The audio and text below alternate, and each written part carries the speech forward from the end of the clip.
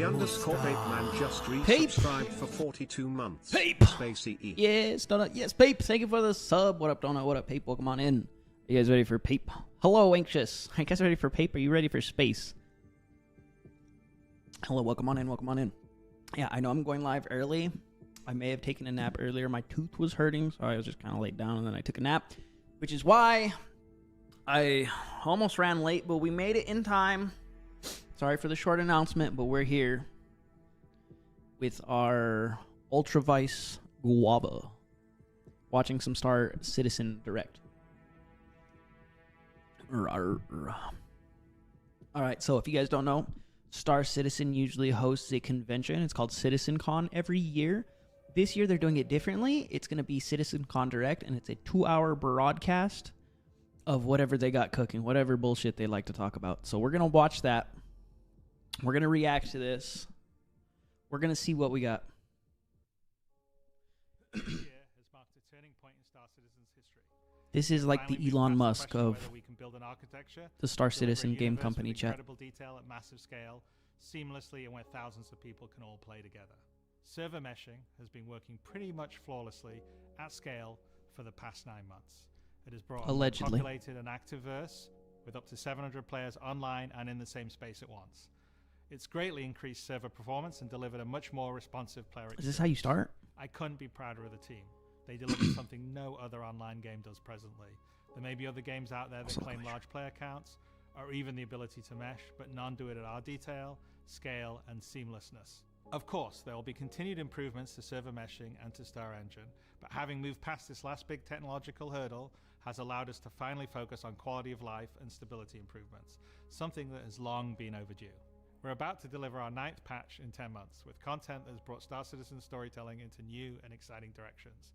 We pushed more than 24 features and more than 2,000 bug fixes. And while there is still a long way to go, the game has gotten more stable, performant, and fun as a result. We see this in player metrics. I agree with that. More of you play every day. The daily average users is up 45% from last year, and your play time is up 15%.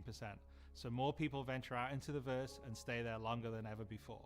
And through all that, we've told the dual stories of the Frontier Fighters Assault on Pyro and the moral compromises being made to combat the regen crisis. Now, as those stories come to a rest for the time being, it's time to look forward to the next chapter of Star Citizen, where the instability to arrest for the time being, it's time to look forward to the next chapter of Star Citizen, where the instability in Pyro That was weird. and the callous actions of some pave the way to new adventures, new locations, and new threats. Last year, we announced our next Star Citizen would be Nyx, home to the People's Alliance of Levski and bordering the Vandal threat. Today, we're proud to share. Well, I'm sorry. I want to make sure it's... When Star Citizen's third system comes online in Alpha 4.4. Alpha 4.4? 1 year. That's only Is possible that because of the tireless work of like our development the teams, next patch or so? meshing accelerating what's possible, the support teams behind the Wow. scenes, and most importantly, all of you. Now, I do Wow. miss that we're not all together under one roof this year, but in many ways, we're more connected than ever. Across the globe, many of you are gathering at watch parties, Oh, Mamau. 9 of them with our developers in attendance, and countless others springing up in communities everywhere, and all happening simultaneously today. So even if we're separated by oceans and continents, we're bound together by the same passion for space, for discovery, and for this incredible universe we're building together. Whether you're at home or alongside your crew at a watch party, grab a drink, sit back, and let us take you inside our up-and-coming plans for the next year of Star Citizen. Wait. Okay. So apparently this is close to Vandal space, which is like the threat to humanity. With the foundational technology now in place, the content development of the game is no longer restricted, allowing us to forge ahead with building out our first 5-star systems. Nyx will see the much-loved Levski landing zone. What does that mean? Back to the verse, while also what is that? One of its most iconic landmarks, the Glacian Belt. Here, you'll experience a new combined arms operation that will introduce new factions and new adventures for you to discover. With this edition of our 3rd star system, we're also going to do something that's at the heart of the entire Star Citizen experience, and that is to build it right in front of you. As we have done this year, with the addition of several major locations, such as the Hathor facility or the Lazarus complex, we will continue to unveil new Nix content throughout the year. Oh, okay. It's a slightly different approach So- to how we deliver Pyro, but we feel this gets the content into your hands sooner and shows our intent as we continue our march. I'm assuming it's not a fully fleshed out I'm star so system incredibly with proud lots of the work our of teams have done and POIs, are continuing to do. And we're but they're going to keep excited adding have it you like on they've this been next adding step stuff, of our like they journey. just said. And as with So, any journey in Star It might be a Citizen, little barren at that first, begins is what I'm with a assuming. little story.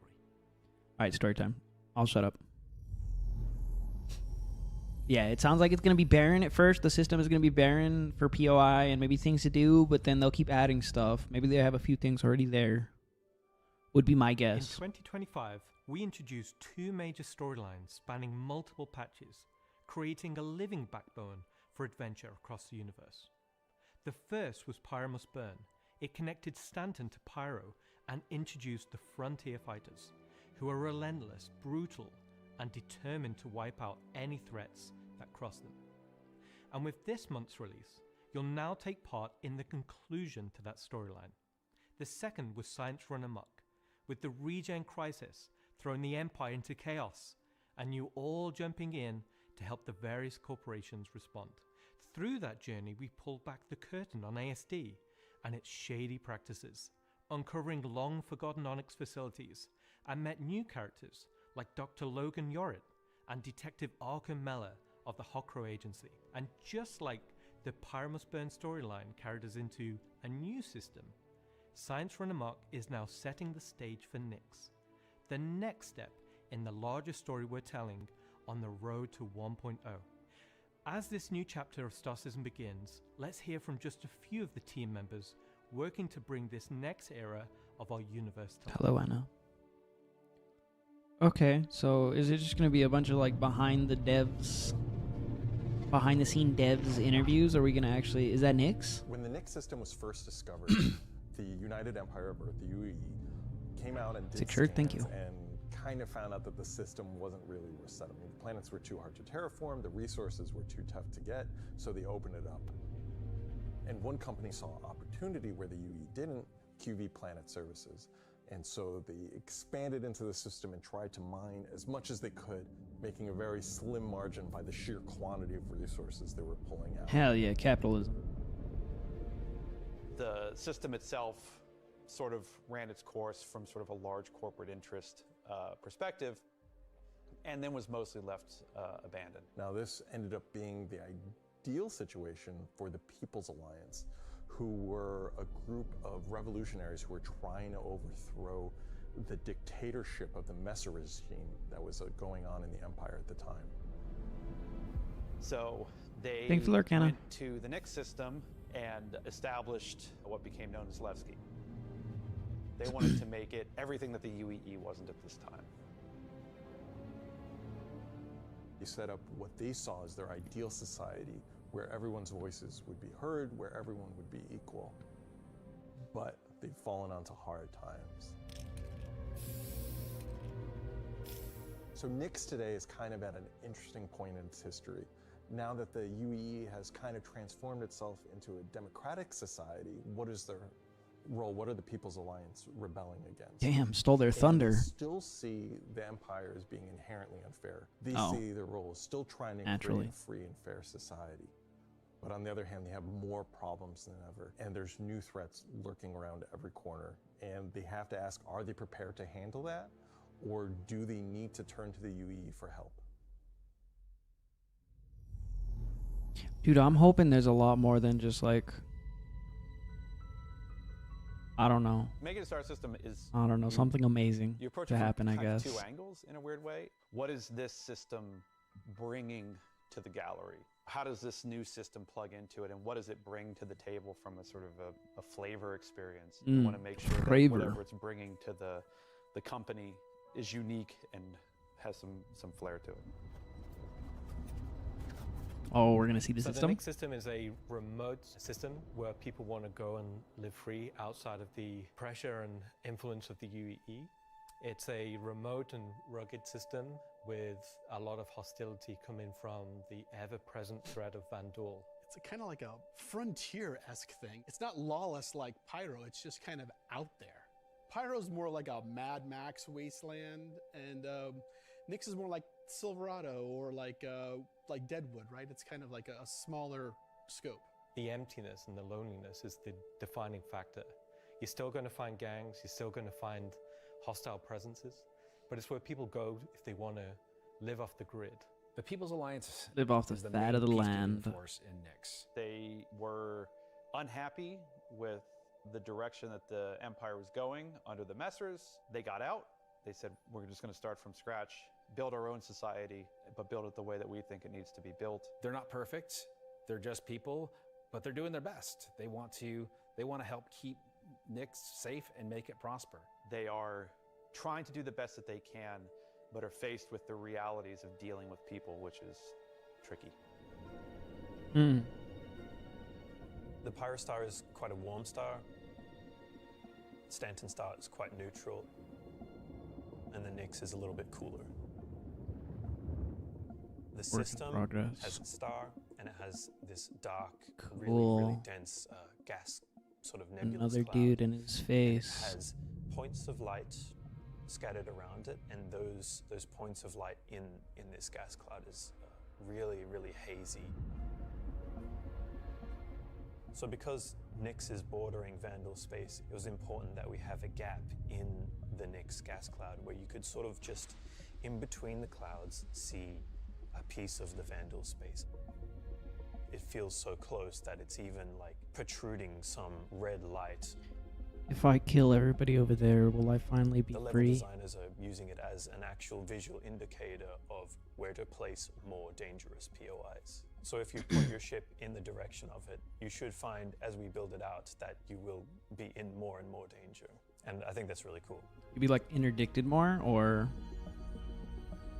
imagine being interdicted by a Give capital more ship from the atmosphere, Vandal. I was testing out adding some sort of space snowflakes, essentially. So when you look towards the sun, you can sort of see that sort of like sparkle. But then when you look away from the sun, you'll see the reflections and sort of like little glints of light. For the jump points in Nyx, we'll have 2 on this release. We'll have one from Pyro to Nyx and one from Stanton to Nyx. It should be going from Nyx to Castra, but we're essentially bypassing Castra temporarily. Hey, we want to make sure you can get there any way you want. I'm kind of curious Glacian Belt is to know a how huge much of asteroid belt Nyx they that have, is if they're in not sort just of rushing the this middle out to of the give system. some red meat to their fans. Glacian Belt is a combination of... Because they're very parts of skimpy on the technologies that visuals. we already had. The asteroid fields we use for planetary rings and the gas clouds. And it's combining them to make something completely new that we've just not seen before. It's full of resources that are still left unharvested because it's kind of It's a just tricky like a bunch spot for of mining. It's not the asteroid easiest belts place to and go. stuff. That means that there's still a lot of I mean, opportunity for The independent lore groups of to go out. the system makes sense that it is So that the way, rocks but in Nyx is there are going to be a bit lot more of sharp, like sorts of like icy look, things to rocky, do? cliff-like, very different from those in the Pyro and the Stanton. One of the big differences too is all of that extra added movement that just adds a little bit of extra flair. It's also a good hiding spot for people who are trying to elude capture, maybe set up ambushes, that type of stuff. It looks like maybe it'd be a miner's Always paradise. feel way more interesting. Or like an flying in those outlaws spaces paradise. than just, empty void. And as we Or build both. out the Glacian Build over the next year, lots of places to put new content. But like, how much variance and Delmar content can is you a have from very just stuff like this? large asteroid in the Glacian Belt. That's that cool. QB Planet Services had built a mining base on that got taken over by the People's Alliance and renamed Levski. Lebsky. What a terrible name. Levski is our first and biggest social outpost for Nyx. It's kind of like the place where you stop before you do your panning. So it's kind of a San Francisco before you go out to the gold rush. Hmm. It's going to be the central hub for trade and hauling and all of the commerce within Nyx and also from Nyx to other systems. But it does have a CD underlayer to it. Over the years, you're sort of improving the generation method of those asteroids to culminate towards this specific point to make large explorable location. When you fly towards the Levski, you see this huge gas ring around it, scattered small, mid-sized pieces of the asteroids. Well, Levski is immediately apparently unique by the fact that it's a facility clamped onto the side of an asteroid. The breathtaking views of looking into the belt instantly gives it a unique charm and flavor. As you approach, Flavor. you'll initially see a very dramatic borehole that goes all the way through the asteroid. You'll also see, growing out from there and alongside Levski, there will be landing pads along what I'd call the spine. Lots of industrial pipes and transport systems to bring out the refined mining materials when it was a mining station. Before we were using an actual planet, so we had all of the space available to place all of these structures. But now it kind of meant that we had to create an asteroid which has the appropriate size to. If we took the whole shot of the asteroid, you will see that there is an area to fly underneath. We plan on bringing in hull C gameplay, so this is exterior cargo elevators, so as a team you will be able to load and unload cargo. Oh, that's cool. There's a lot more movement on the exterior, such as the cargo trains going around. That is tracks. also pretty cool. It's now going to be fully EVA-able. There will be walkways around the main landing zone to walk on using gravity plates, but you can drift off and kind of go wherever you want. They can explore fully the whole place, which is great.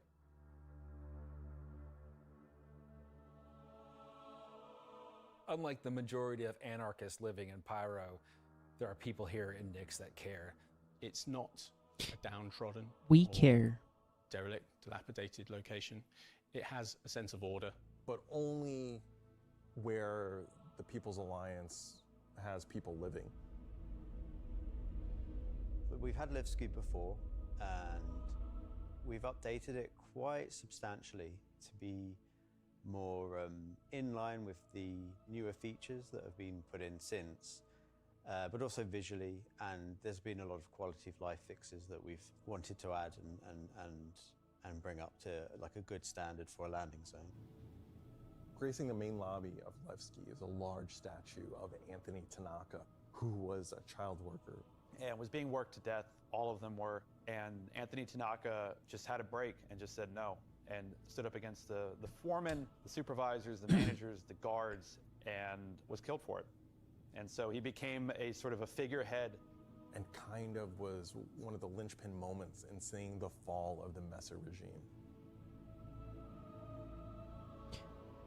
So if you take the elevator up to the top deck, you'll see the top view and the cargo area as well. So you can go through the cargo shop. You've got your normal kind of cargo needs. You'll have ability How do I to see trade chat? I want to see chat. and buy your tractor beam and other gear that you need. So if you were to die in the Nyx system, then one of the places you might come out from is the hospital in Levski, which is called the Mercy Hospital. So Mercy Hospital is just basically a local med station for all the residents of Levski. Very Anybody traveling through the interesting. system. Again, they're trying to provide as good medical help for people as they can. When you arrive at the Habs location, you'll be presented with a lobby, elevator bank, and then you will take that transit to A new rat? the Oh, there it is! room. Excellent, So within that excellent room game. will be pods. And that's where the original miners would have lived. They're not the nicest, and they're a bit messy, but they're a home for people in Levski.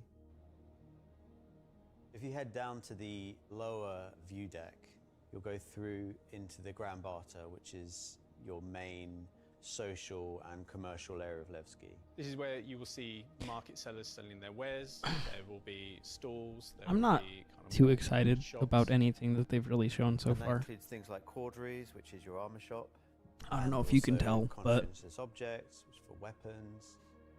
There's also one of my favorite places, Cafe Musée, which is where you can I'm go more of a down casual Star into some of Citizen the gamer, so I don't rocky know depths and grab yourself a drink. And if there's anything you for never me know who you here. meet down there. Lore is cool. If you explore a bit more around the ground, Not really what I there's was looking other forward to. rooms around and little side passages. There's another shop that's away from that area called Teachers. Teacher Ship Shop is Like if you basically voice where this you would go over if you were looking with like to pick up a visuals new ship, from buy that some one ship place parts, in do Pyro, some the girl big ship hunting the stuff, big station, sell some scrap. you could have We've closed confused up me. I would the assume it's depot Pyro. for Levski, And they already have that. everything that used to be sold there will now be sold at Teachers. Another new area, as well as the cargo shop that we've added, is a refinery deck for Levski. That's where you can take your processed goods, not just from Levski, but from the rest of the Nix system, and refine and sell those goods there. That's cool visual. As a lot of the content in the next coming releases for Nix is going to be mining related. So it's super important that If they do Levski happen has to a like really make nice hub mining for mining type of game, exciting, fun, more so we're profitable, really happy to bring Levski back just because into the Nix game. is coming out and there's It's going gone to be a for lot quite of few years mechanics in now. Nix for I mining, think it really provided I'd be pretty a happy unique about that. environment of it's run down, but the people who live there love it and are working their hardest to make it a great place to live. It ain't much, but This it's is a honest work. location that has a lot of nostalgia for you guys, and we don't want this just to be a re-release. We do want you to go, wow. It's not going to be as complete as Pyro was when it first came out, but it's Mm. going to be our first iteration, and you're going to be able to see it grow as we work on it. I want to know what that means With everything, exactly. We're always learning and improving and finding new ways. I mean, is there anything more Star Citizen than just building the system while the players watch us build it around them? Going to add a nice dynamic to Stanton and be a much more calming of style system than Pyro. The people that would have played it before are going to love to see this come back, and the people that haven't seen it before, it's going to be a great new location. This is the first time that I'm going to be able to touch stuff and kind of bring my own content to the game, and that's really exciting to me. Levski coming back into the game is a huge milestone personally for me. So I worked on the original quite some time ago. So seeing it come back and updated and improved and better is fantastic. Okay.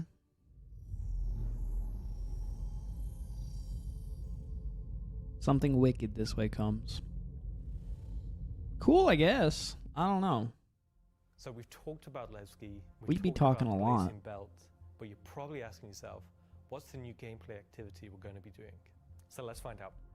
Welcome to Nix is your first experience in a new space station in a new solar system. It's a mystery to be solved. There's things for the player to explore and look into. There's going to be some twists and turns, of course, some combat, and if you're lucky enough to survive, maybe some good rewards.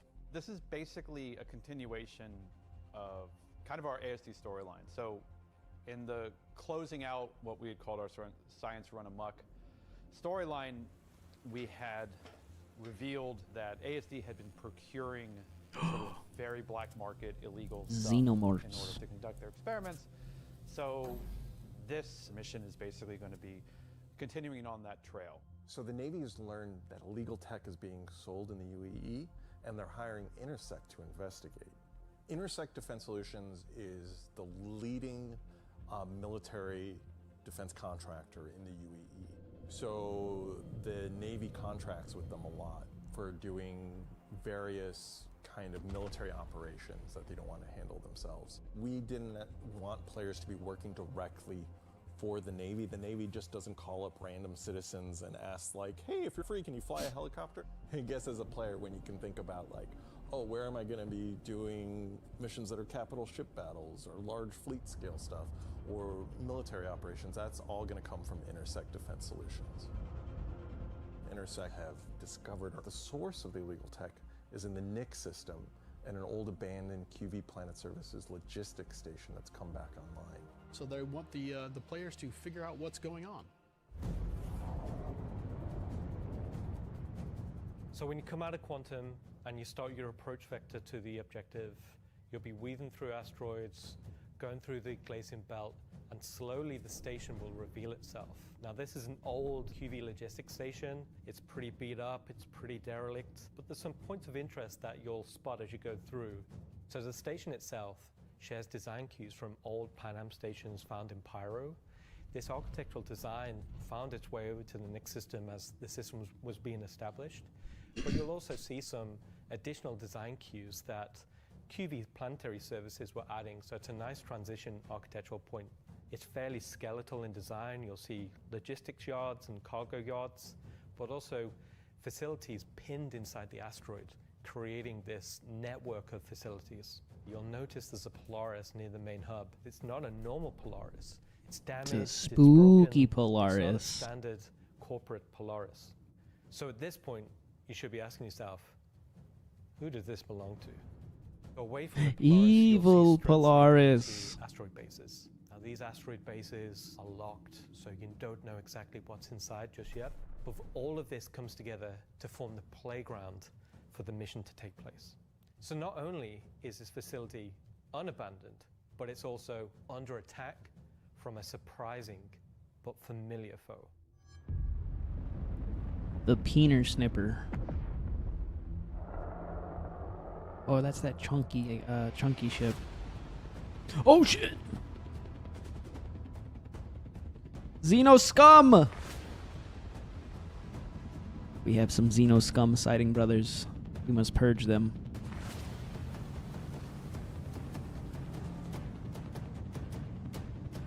Okay, that's pretty dramatic and pretty cool. For the first time in the PU, the Vandal.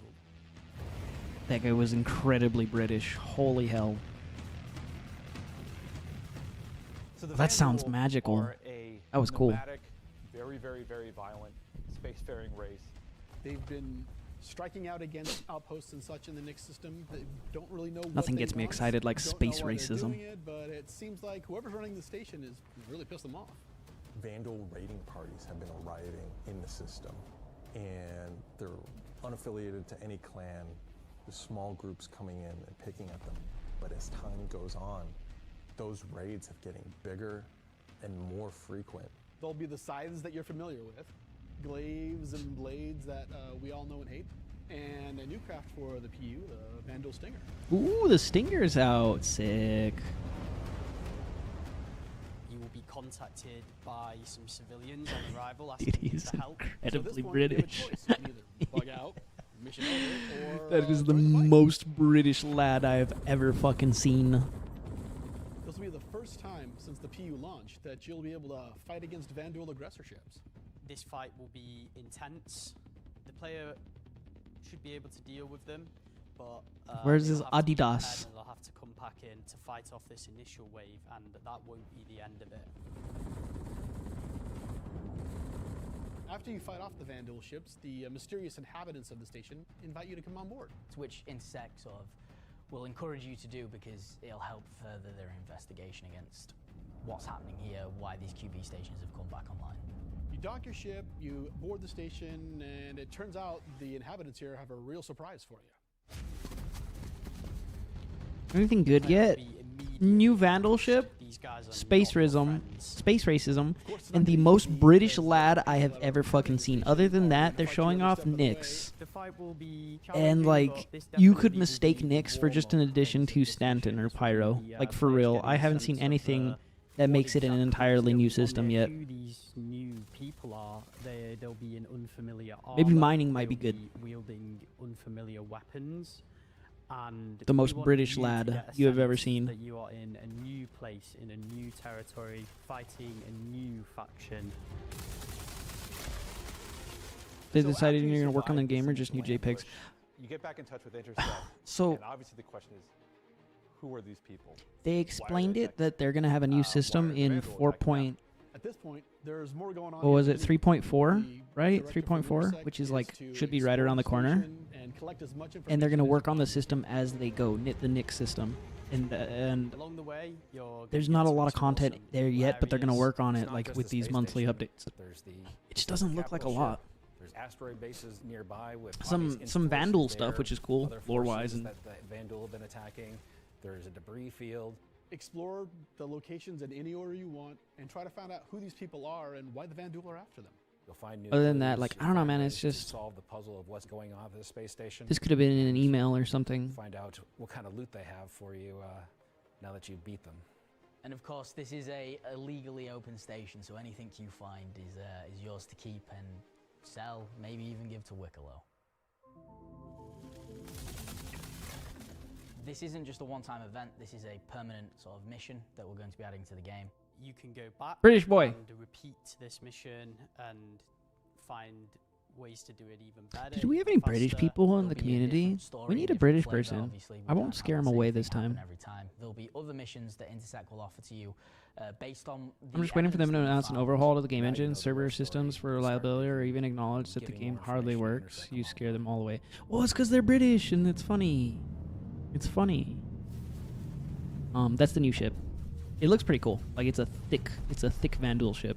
I'm super excited to finally see the Vanduul in the PU. I'm excited to bring cool Vanduul ship combat to SC. I don't know if they're Players in the gonna PU will now change get their to face down these awesome systems, ships especially and their get a server taste systems. of, I don't think they will.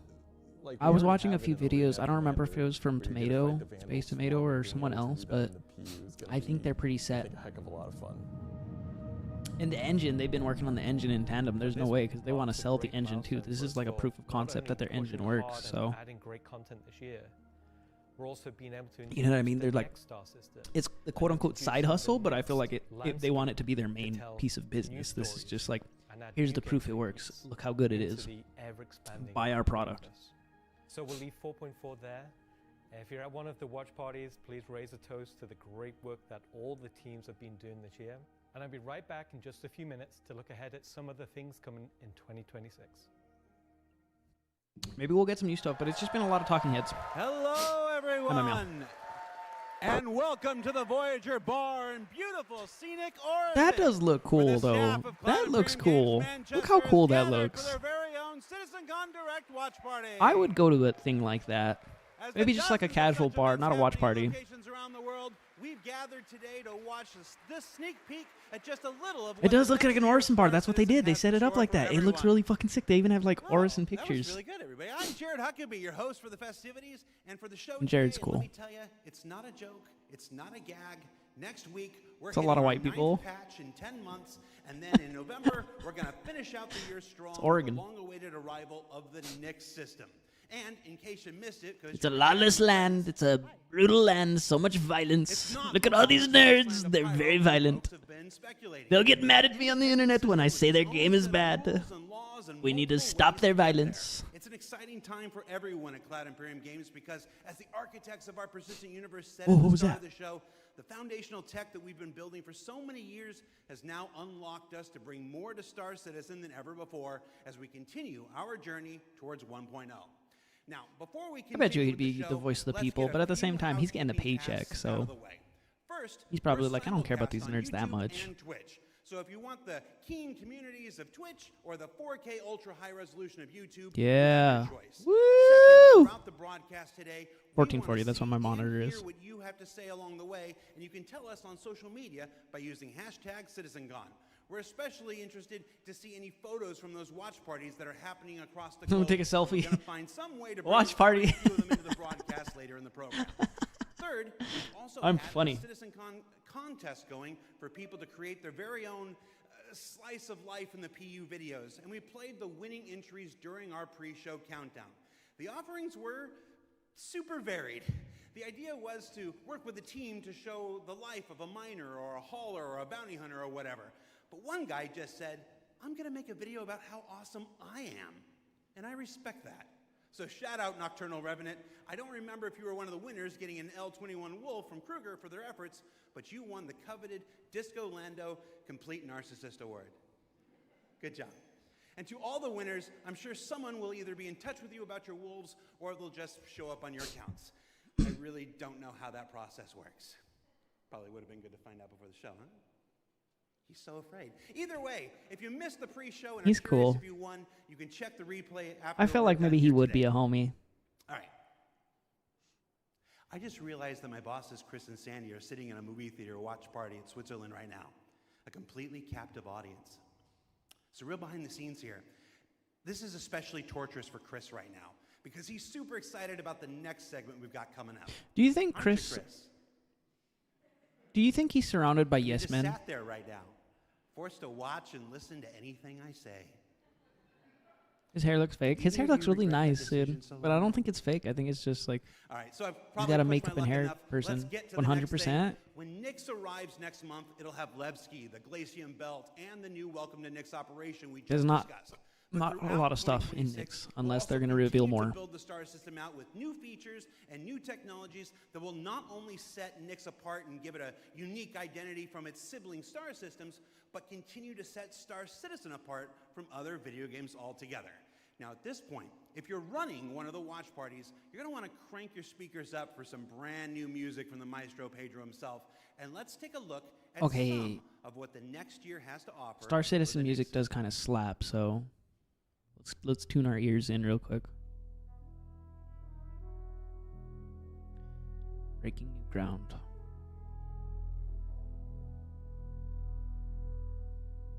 At Cloud Imperium Games, we believe This guy stresses me art out. He looks inspires stressed out. the best technology, and through the development of that technology, it pushes us to create even better art. When Genesis comes to the persistent universe starting next year, it will change how you experience every world, and not just in the building of the new planets for the Nyx system. We will also go back through Stanton and Pyro and reimagine them through the lens of our technology. Like a villain. Previously, and more traditionally, we'd create slices of biomes. You're a like dick. deserts or You're a forests. dick. This You're a approach dick. moved You just us remind. forwards and got us this far. But solving this scale was always tricky. You asshole. And for Star Citizen, we like to do scale on another level. Issues like seeing tiling from our height maps from high altitude, or the unpredictable blending when two biomes connected were common. But ultimately, things just never felt right. No. Our worlds were gorgeous. Why have you done but this? to us, they Why have still you done sometimes this? felt He's like Blowfield. interpretations. Now this was a super hard problem, Bro! which we needed to solve at the scale for Star Citizen requires. We challenged ourselves to emulate nature in the most believable way, and not just on a planetary scale, but to our level of detail. He's James Bond villain. The one that Dr. Evil was like imaged after. He's literally Blowfield. Genesis, we've made a complete paradigm shift to how we do things. Okay, I missed it. Is this a planet? This is a planet. My Biomes bad. now My bad, created pimps. Based on the physical data sets, with the assets being spawned whenever and wherever the correct criteria is found. Wait, so So when you that see does a look pretty. forest or a meadow, it's no longer because an artist painstakingly crafted it there. It's now because it simply wants to be there. It fits inside our rules. wait, so it just like generated? Genesis also ties into our other gameplay systems. Oh, it's not a new Our planet. new It's just a planets system. are built from the information we create for our different data sets, like height maps, humidity, temperature, soil. That looks type, really soil pretty. maps, geology erosion data, to name but a few. This means you can now tell where to find valuable minerals as the geology looks like it would be suitable for it. Where scree piles exist below sheer cliff faces. Oh, so it's not just where random. rocks It's like, you know, broken you off got over this time due to erosion. geological Of feature course, these new tools indicative still give of us the other ability things. to direct the look and feel we want. The attention to Oh, detail. hemorrhoids from the fields? What are tallest those? mountain to the smallest flower is still our core DNA. With Genesis, The music is we gas. can now keep that detail-orientated mindset as we focus on the quality, and it provides the quantity. Genesis provides Is this like our AI players with generation? the ultimate sense of exploration and adventure, discovery in the purest emotional form. We want you to find that perfect place, with the planets providing an abundant resource to harvest. This is a major part of what exploration is for us. We want that feeling of finding a corner of the universe that you'll fall Dead in love internet with, theory? and where you want to settle down and build your home. Wait a minute. Now I'm going to hand you over to Will to go deeper into what we have built that allows Genesis to realize our vision. As a reminder, some of the visuals you'll see will evolve and change as we continue our technological development and hone in on the final look for Nyx. Thanks, Ian. So, in case it's not already clear, Genesis is our name for a group of technologies that are improving our ability to build worlds, refining those that we've already created, and ultimately expanding our persistent universe to the scale and quality that we all expect. I work on Planet Tech, so let's talk about how that's continued to evolve since our presentation last year. How does the tech work? And Is instead it of just highlighting some really cool biomes that we can create, let's go ahead and show how all this work applies to the upcoming planets of Nyx. So there are 3 planets in Nyx. Nyx 3 is a gas giant, and I think it's blue. It's not going to surface. I don't really know. Nyx 2 is a yellow, toxic. It's got like this high pressure atmosphere, and it's like a very volatile planet with high risk reward gameplay. It's going to have some really interesting biomes for you to discover, but for now, just know it's going to be dangerous, because today we're going to focus on what we consider to be the hero planet of this system.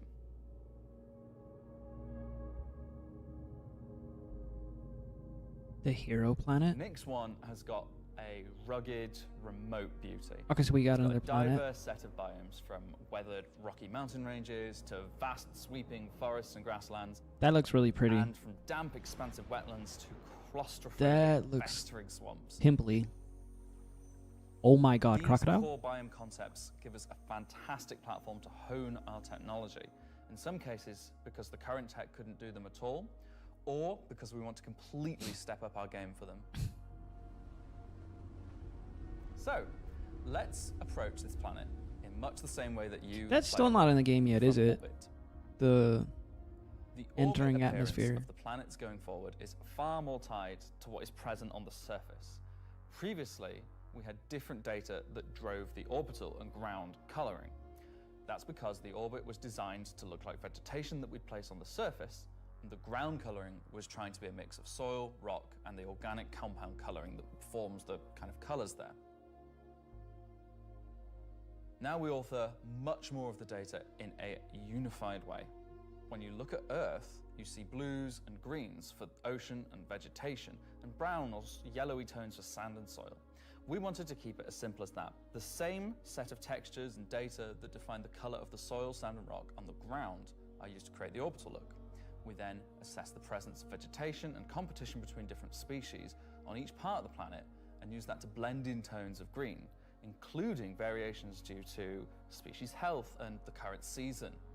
This creates a far That sounds more very complete complicated, but very cool. and But allows you to identify features, geologies, and potential points of interest all the way from space.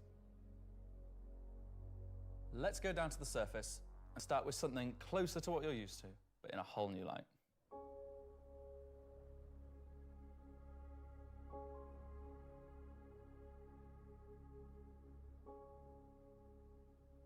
When we approached the surface of the planet, we wanted to start by focusing on just the soil and rock.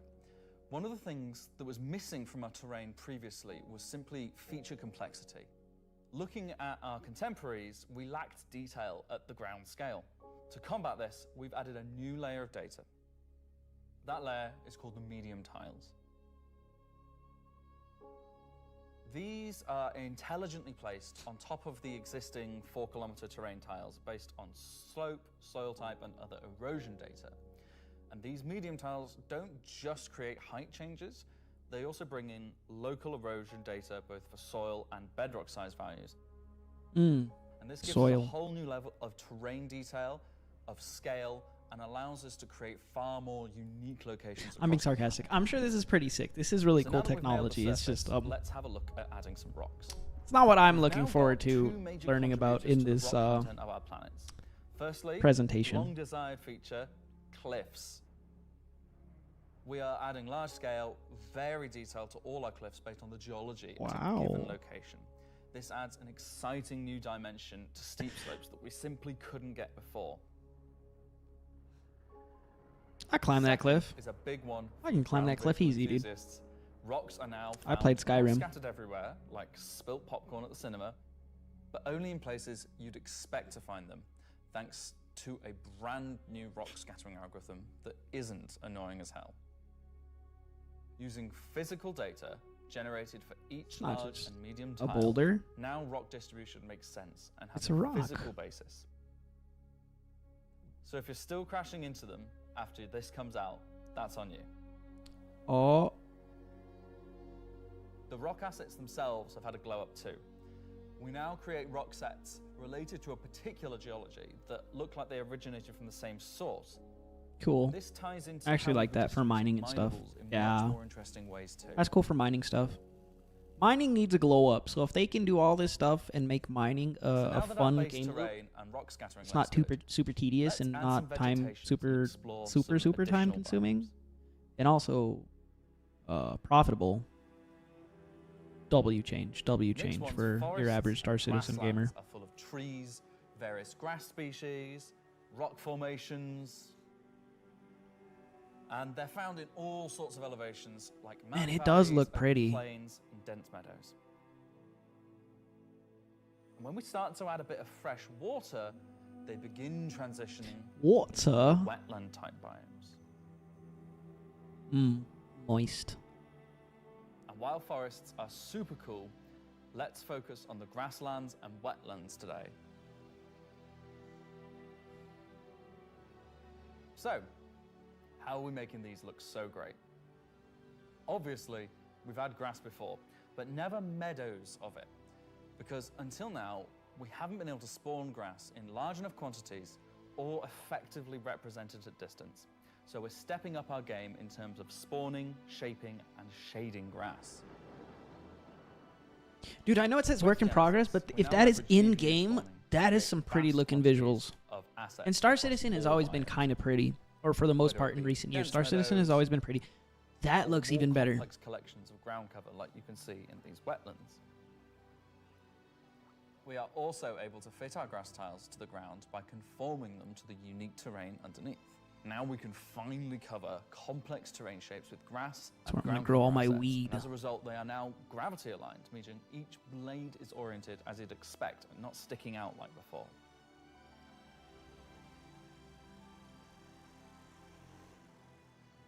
Next, let's take a look at how we light our grass.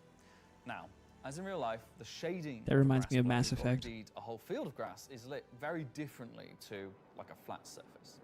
We now use a solution that shades meadows of grass far more like fur or hair. And this, if you think about it, makes Bring it sense. back. At a distance, a field of grass is far more like a carpet or cloth than a flat surface. This improves how our grass looks from a near perspective, as well as bringing us nicely into how we're solving the distant representation of grass. So, let's talk about the distance problem.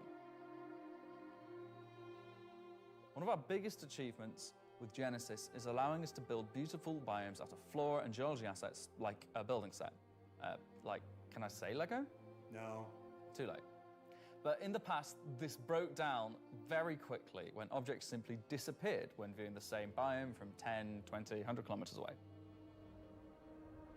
Because we don't hide planetary transitions and allow you to view complex regions from All right, what did they very say? What I large missed? distances, there are almost infinite perspectives from which you can see a location in Star Citizen. So, how can we afford to evaluate complex spawning logic at runtime for the entire swathes of the planet? Enter the virtual terrain. Virtual terrain, or VT for short, is how we now cache and represent our terrain at varying scales. This has been the enabler for all of the lovely advances in terrain complexity and asset spawning we've shown so far. And it's also how we now evaluate and represent vegetation from Hey, a Mr. distance. Sausage. When creating the VT for each part of the terrain, we assess if vegetation has covered the ground, and if so, what shading should be applied. For all of our biomes, we're now able to use the same shading model for the distant representation as the close-up asset, whether that's our lovely rolling hills, some more dramatic rockscapes, those muggy wetlands, or even our festering swamps. Uncle Festering Swamp. So yeah, we didn't forget about the swamps, and they're coming to Nyx 1 as well. Built using the lessons learned and all the technologies we've developed, these swamps now spring into existence from the planetary data. This biome combines all of the elements from the other biomes we've shown you today, from water interaction, denser spawning, unique ground coverage, and I think it creates something Squelch. really unique. What is that structure over there?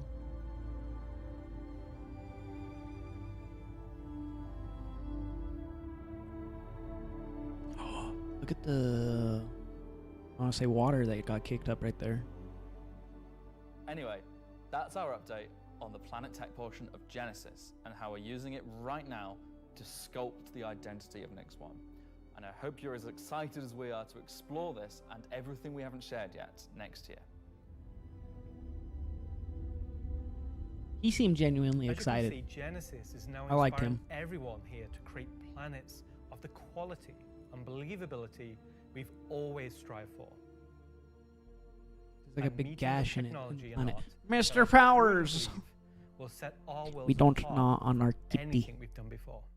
And with that said, let's move on to a little travel between systems, literally. Literally. Oh wait, are we gonna go through the jump gate? Jump gate time? Up until now, our mission system has been specific to the star system you're in, meaning a Stanton mission has to take place in the Stanton system, and a Pyro mission has to take place there. That might be We've never kind of been able to link these tedious. together, but with the introduction of our third star system, it's time for this to change. And that begins with the introduction of Low-key interstellar smash cargo. though.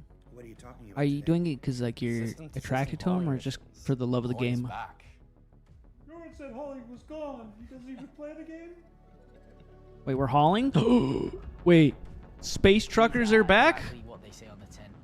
Missions where you're going to start in, say, Stanton and end in Nyx, taking various volumes of cargo between the stations. So there'll Dog, be if they five show off the volumes of ironclad, cargo to fill the even if it's not full ready yet, sea I'm gonna of the nut if series they of show it missions. off.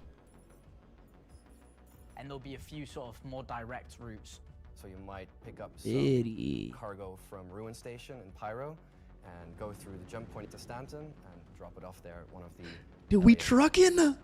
So if you've never sort of experienced That's a lot of the cargo. jump point or going through it, these missions will require you to.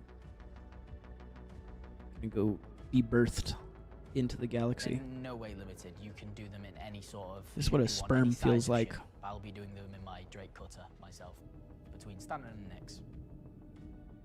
Please show off the ironclad.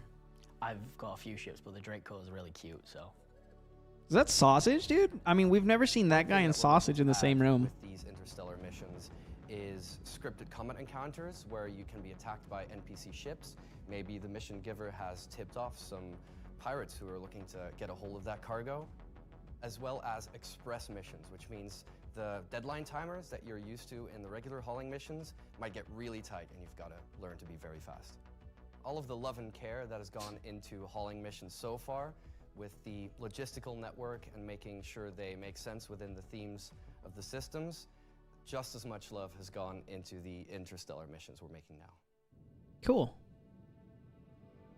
I like me some hauling. It might be At the start boring, of the but I show, like We hauling. said we was going to build out the Nyx system right in front of you after 4.4 launches next month, and why we want to keep as much of what we're doing behind closed doors so you can discover it for yourself. Is he gonna talk about space lasers? We still are excited to share with you a brief look at one of our up-and-coming locations we're calling Rockcracker. You can't say that word. People are gonna get upset. Okay, so Rockcracker, Jared, is our internal name. Rockcracker is where you have to crack a rock. There's a lot of bald men working on this freaking game. What is... You want more? I have my concerns. So way out Stare. into the Kiga belt, you'll find these Don't look at old me. UV What did I do? stations. What did I do, May?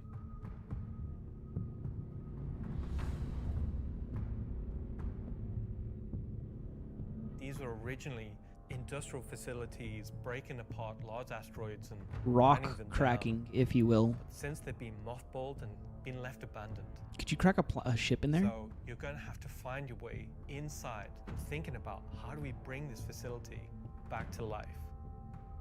It's not just about flipping a switch. As you bring these stations back to life, you'll be lighting the beacon. I was playing League. Calling attention. Why would you think that? Maybe later. One of the main features is the laser head, which will require certain things to get working. It's up to you and your friends to find how to get in. There'll be a variety of options. Whether you're discovering the bowels of the station and mining your way through long-forgotten tunnels, or you're going through the main laser entrance. Now, as you're traversing through the facility, you'll find the old engine room.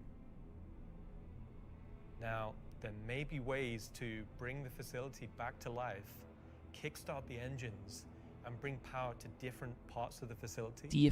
Maybe eventually bringing the laser back online and cracking some rocks. Quid pro quo, Mr. Powers. FPS combat. You're not there by yourself.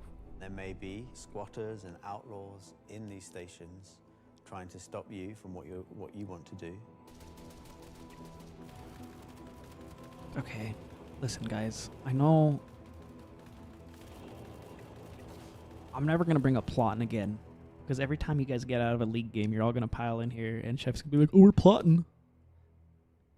Did they implement toilets yet? No, but there was a guy that said he really liked the cutter, and I said that that was So you. you found these old facilities. You've brought them back to life. Type shit.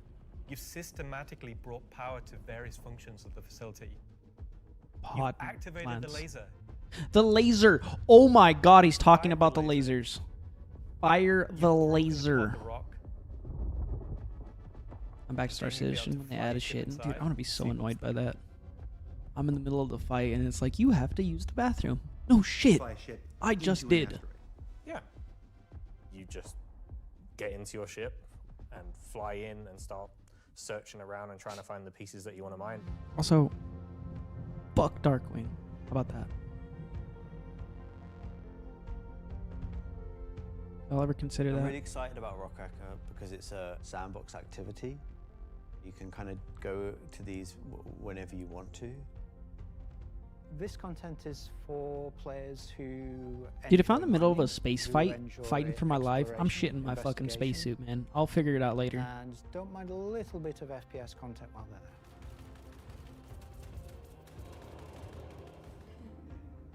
there. It will be very new experience compared to any other asteroids, because this one, Cubby blast, more kinda like like Alan and mine, will fudgy crack blast. open and show its secret.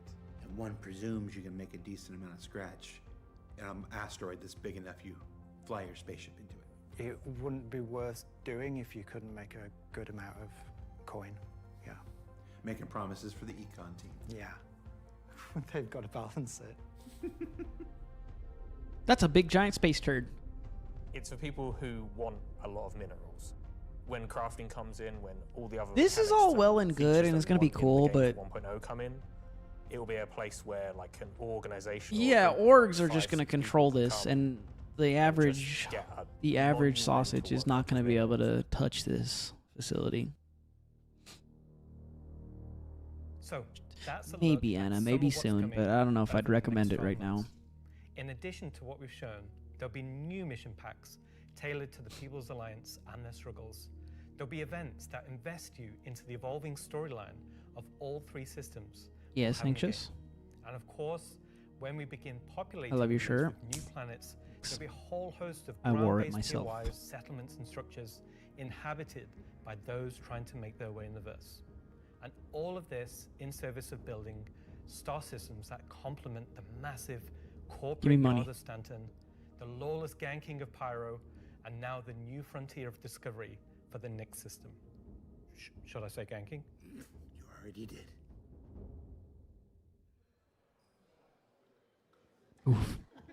Good job, everyone. So yeah, a whole lot to take in there. Interstellar hauling is the beginning of a massive expansion to the mission system that'll let us connect these three-star systems like never before.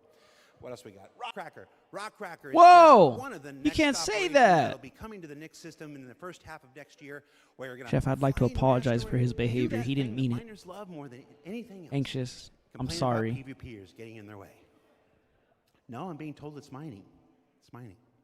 And of course, one of the most anticipated features coming to Star Citizen, Genesis, and what that means for the planets of Star Citizen, including the ones already in there. So let's talk to Will Hain and find out more. We should go look up Meow's Will Hain comments. is in France at the watch party. Meow's chat history France. in Ludwig's Ask chat. Slarty Bartfast over there how they're going to use Genesis to update the planets and moons of Stanton and get back to me, all right? And see if we can get some fjords. What else we got? The Citizencon digital goodies packs. Fuck, I want a beer. That went up for sale a couple weeks ago and has a whole bunch of mysterious items in it. And that's where I can tell you now that almost all of them are tied to the Nix system in one way or another.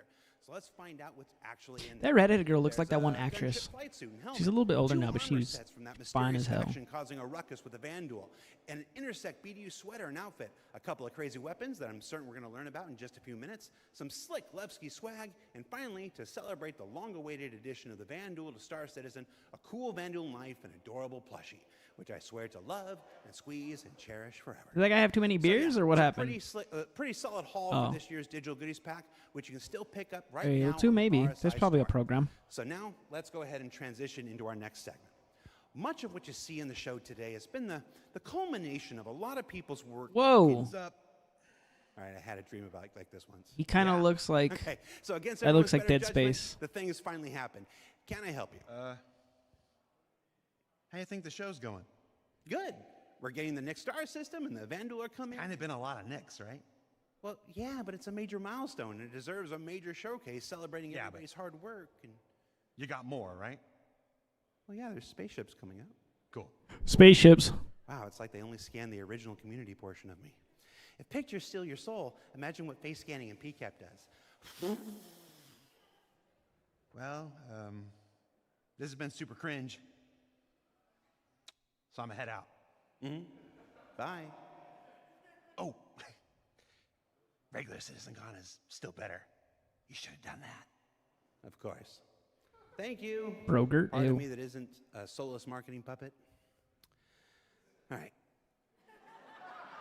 Wait, so does he? Do you think, like, I mean, this is obviously a joke, right? Sausage, and then in my Star Citizen heads, but he's like being a soulless marketing puppet. So, like, do you think he is actually acknowledging he's a soulless marketing puppet? Like, he probably wants to say a lot Hi, more. my name's John Crew. I'm the vehicle director here at CIG. All right, John Crew. Where we're going to talk about 3 new ships coming. Hell yeah, John Crew. Let's lock in.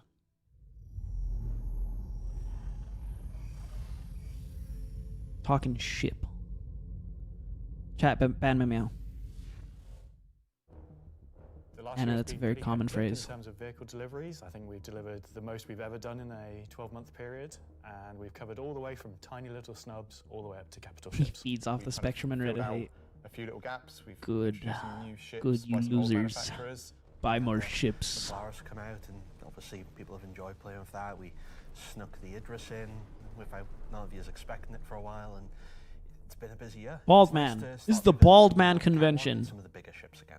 I think my favourite ship from the last year is a tie between the Wolf and the Golem. Favourite ship in the last year?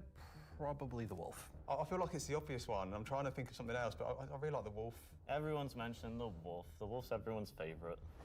Dude, I have the Wolf, and I have yet to fly it. Kruger, a completely new aesthetic to the game. The Wolf was, you know, it was kind of everything we set it out to be. Nubian! It revived an old manufacturer Ah! for a while, so yeah, I'm going to say the Wolf. The Golem, I think, is just an incredibly Whack. well-formed ship in Oh. such a small package. It really just shows off that Drake aesthetic, giving you the Yeah. absolute bare minimum needed. Engage to perform the Peener. role. I honestly do really like the Zeus. I think it came out really You're well. lying. It's my favourite, to be honest. You're lying. Nobody liked the Next Zeus. year we've got some super exciting ships coming up. We're ticking off a few big ones, which is good. I like his little We're gonna, peacock thing. See again, maybe some ships from some manufacturers that don't have that many in their lineup. There's a few big challenging ones starting, so they're good. A breadth of ships, should we say?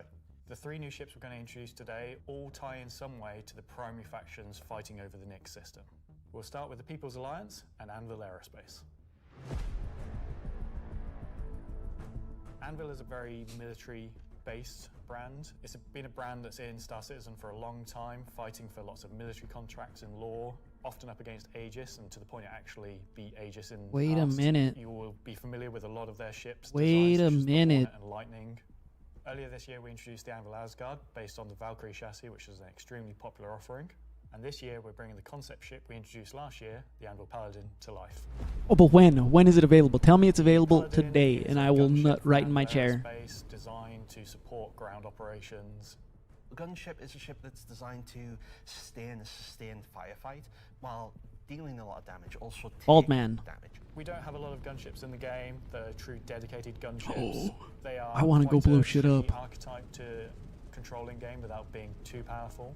It's designed with a lot of firepower and high armor and health, but very low maneuverability.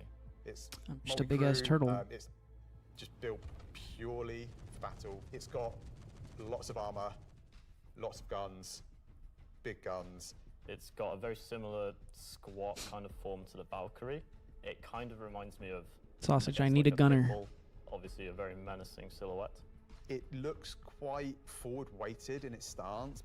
It feels like it's coming towards you even when it's just sat still, and I think that's something that helps with it feeling intimidating.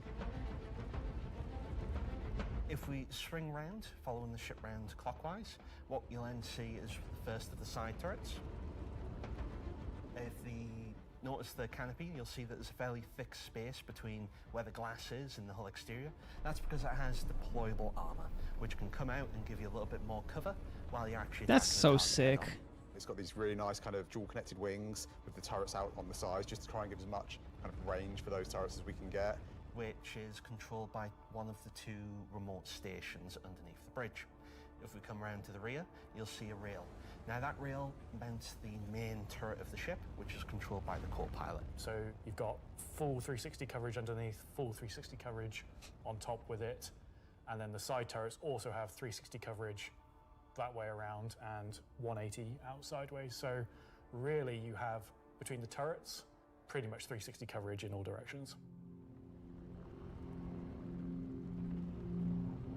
One of the Wait, so unique how things many about the turrets does Paladin the is pilot all get? The turrets are remote, and all the crew are located in this one central two-story room. A lot of our other gunships, the crew gets scattered across the ship, but with the Paladin, you're all sat together with a nice, cool experience. I like so the you can armor really feel like you're too. playing as a group. You've got the pilot, co-pilot up top, and you've got the gunners underneath, and I think that helps with the intention of what the ship does, because you've got this really nice kind of like gunner viewpoint down, kind of giving this lower coverage. We added a glass floor just to keep the two connected. I think that really helps with the feeling that you're all working together and communicating. That said, if you don't have the ability to fully crew a Paladin, you can still fly it and engage in combat solo. Obviously not as good as if you have a full crew, but you can't always guarantee your friends are going to be online. As a solo ship, it's pretty capable of doing a variety of missions within Star Citizen. So if you want to run this ship solo, you can take on combat missions that, say, other heavy fighters like the Scorpius or other ships such as the Drake Cutlass could do. Sick, sick, sick. Coming aboard the Paladin, you enter into this sort of armory ready room area. You have a variety of suit lockers and weapon racks. Suit lockers that don't in work this room. yet. Sick. Very militaristic, stripped back, simple. It's a very functional space, but you'll find everything you need in that. One of the improvements from the original concept is we've added a small dedicated cargo bay area, allowing you to store actual SCU crates. Forward of that is the route to the lower gunners, and then upstairs you have the bridge area, and then off that central area you have What is that Pico doing up there? dual living quarters, one on the left, one on the right, and then at the rear you have the main sort of engineering area where the majority of the components are.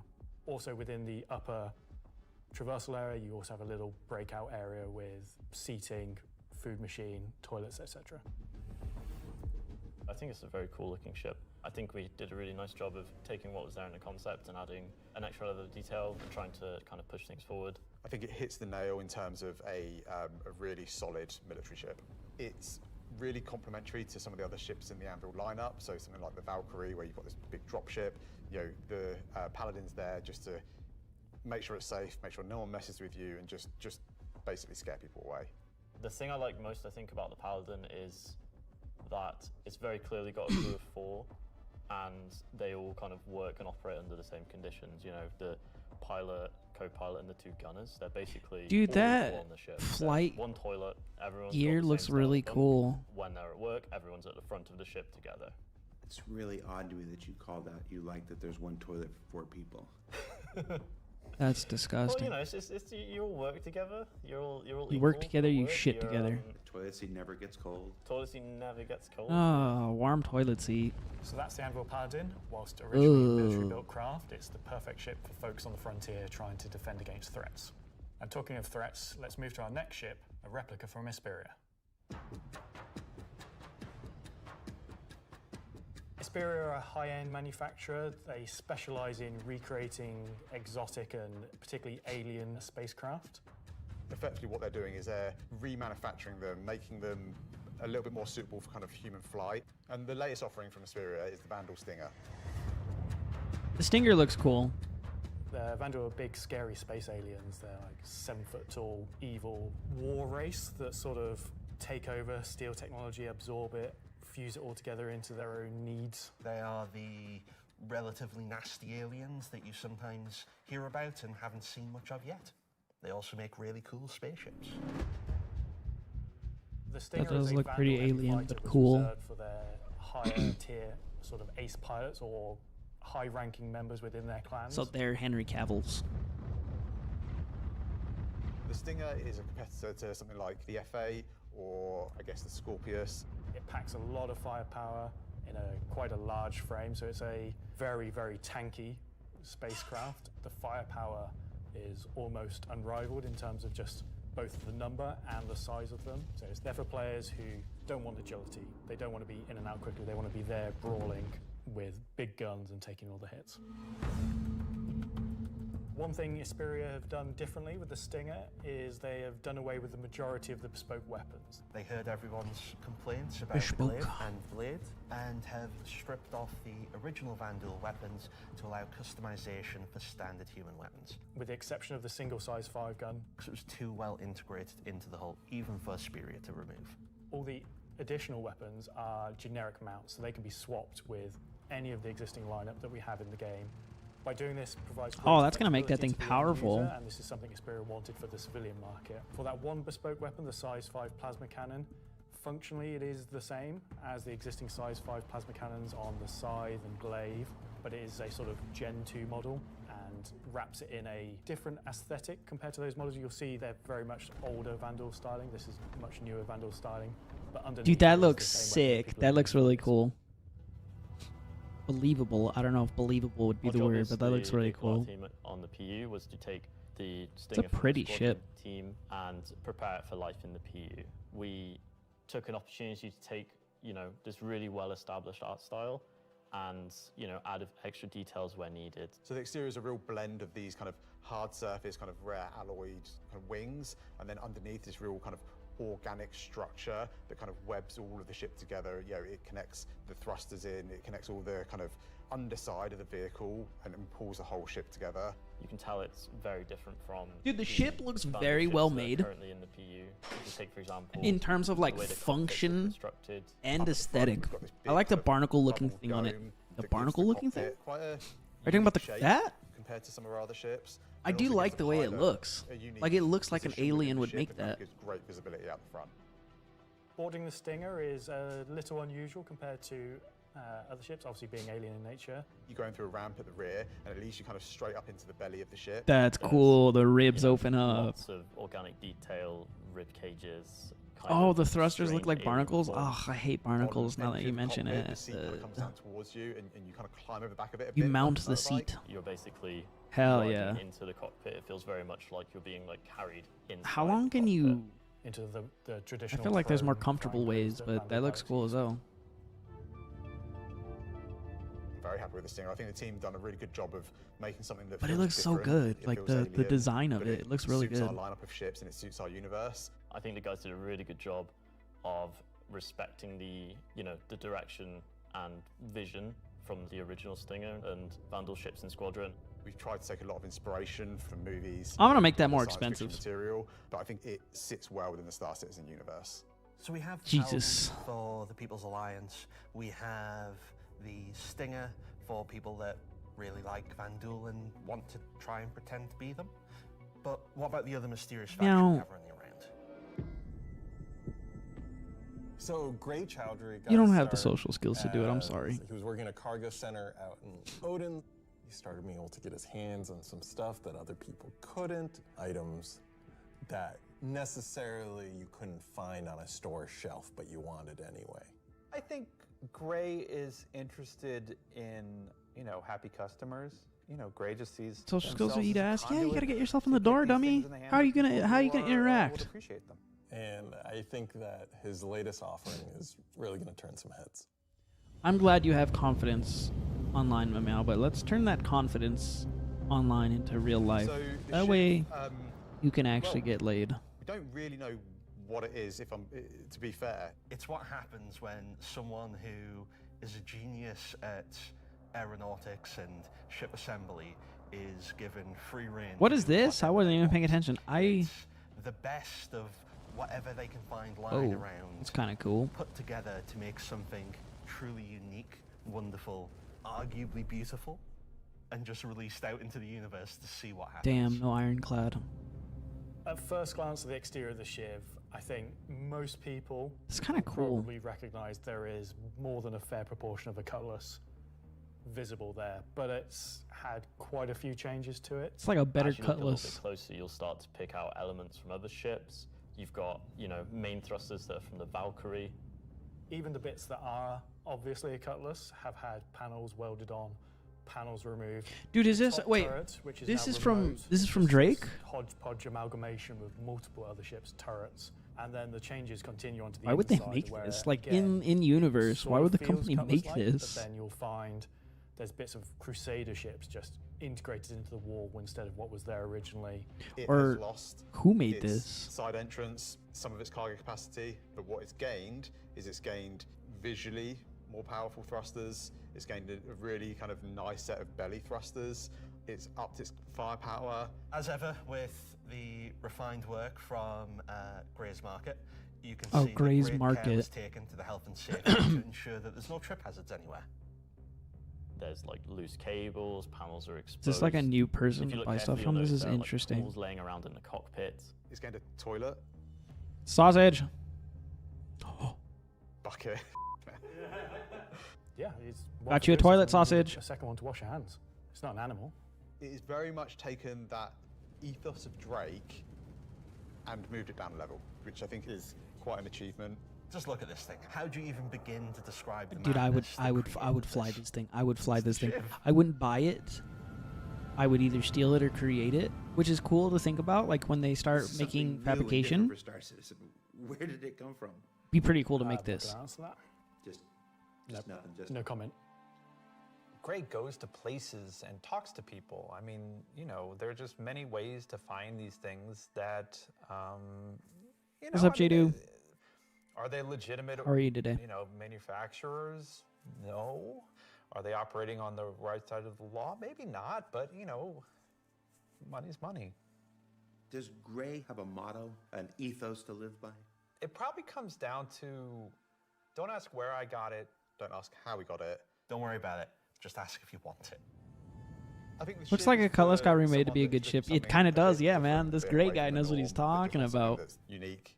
It's definitely for people who like. a Very rustic aesthetic. confused. It's a fun ship, but it's also really strong, to be honest. And it's Very absolutely confused, a like statement. how they're gonna sell this.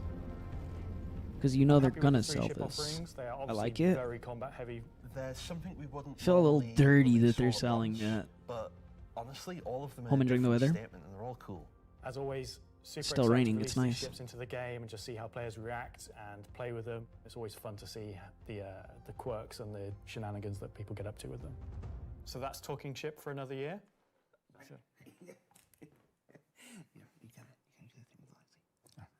Talking weapons. So I've just been informed that we have to do a bit of a timeshare agreement this year. So we have to throw it over to Alexi for Talking Weapons, which is an extremely original name.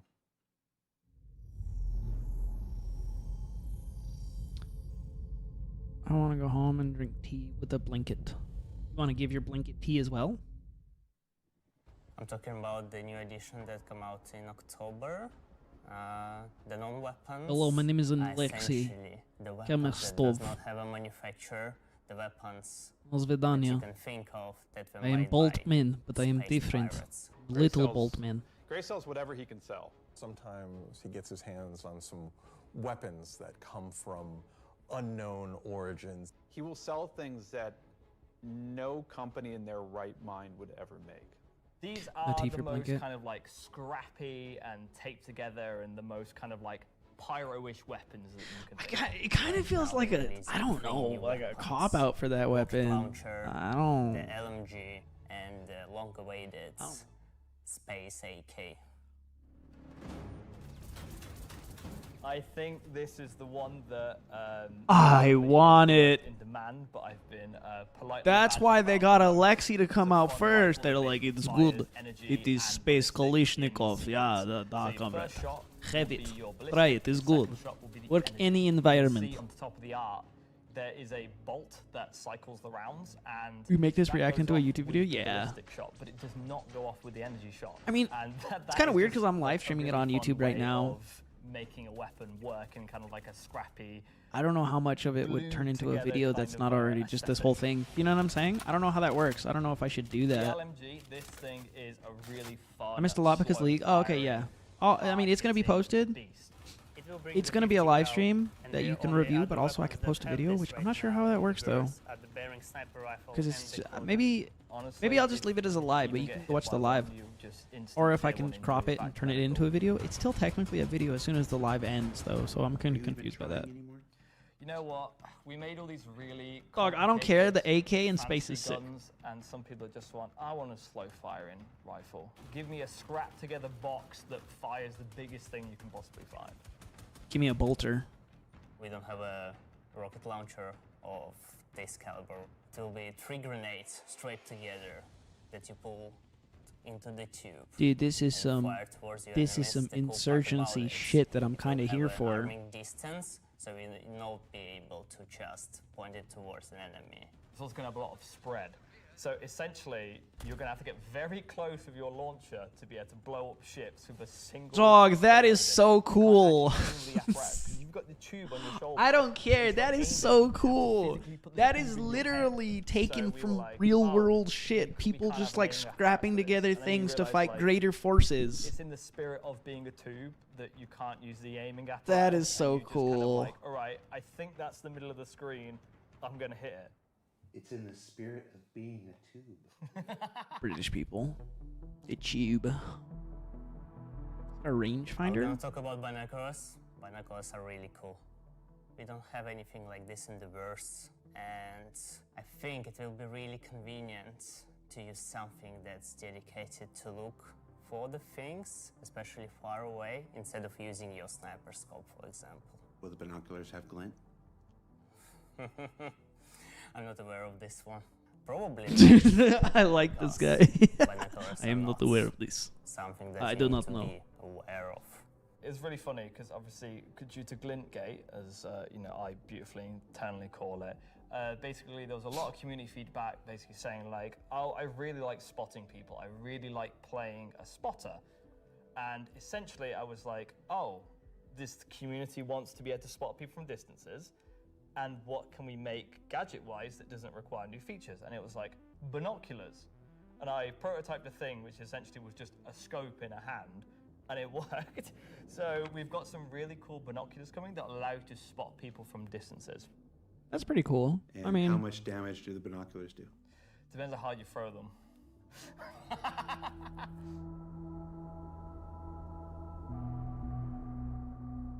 Thanks, Alexei and Zach. That's the end of this segment for this year. So that's talking. okay, shit those about weapons are cool. unless- Those weapons are cool. They come cooked on the tell me weapons. They something else. cooked on the weapons. It's been I an don't exciting care. Year, and I think the next year of ships is Favorite gonna be part so far, more even better than exciting the Paladin. and, expansive than this year.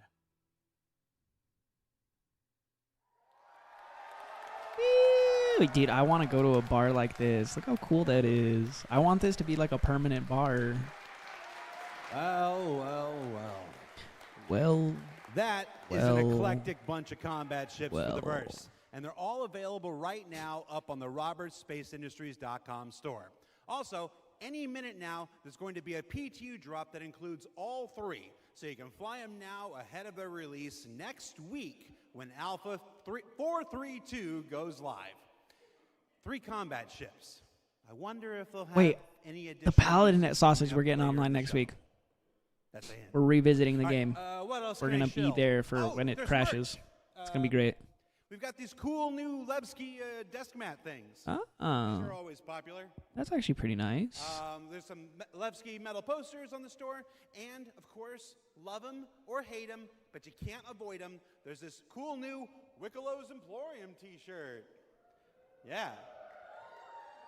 There's also a page published earlier today with a bunch of links to offerings from This guy our on the top left is third-party making me partners, awkward. from eye trackers to gaming chairs to voice packs to spaceship models from new partners like Planet Ring and Pigeon Spaceport and more. You can find all of that on the RSI website as well. And what else can I show? Oh, for those of you who are at watch parties, You guys are technically at a watch party. Challenge coins. Who doesn't love challenge coins? There's these lovely Levski themed challenge coins if you're attending one of the 9 official watch parties around the world. There's also a digital one of these in the goodies pack, so you check those out. Don't leave today without Mouse getting pad is your pretty sick. Levski challenge coin. All right, what else can I show? Now I'm kind of tired of shilling.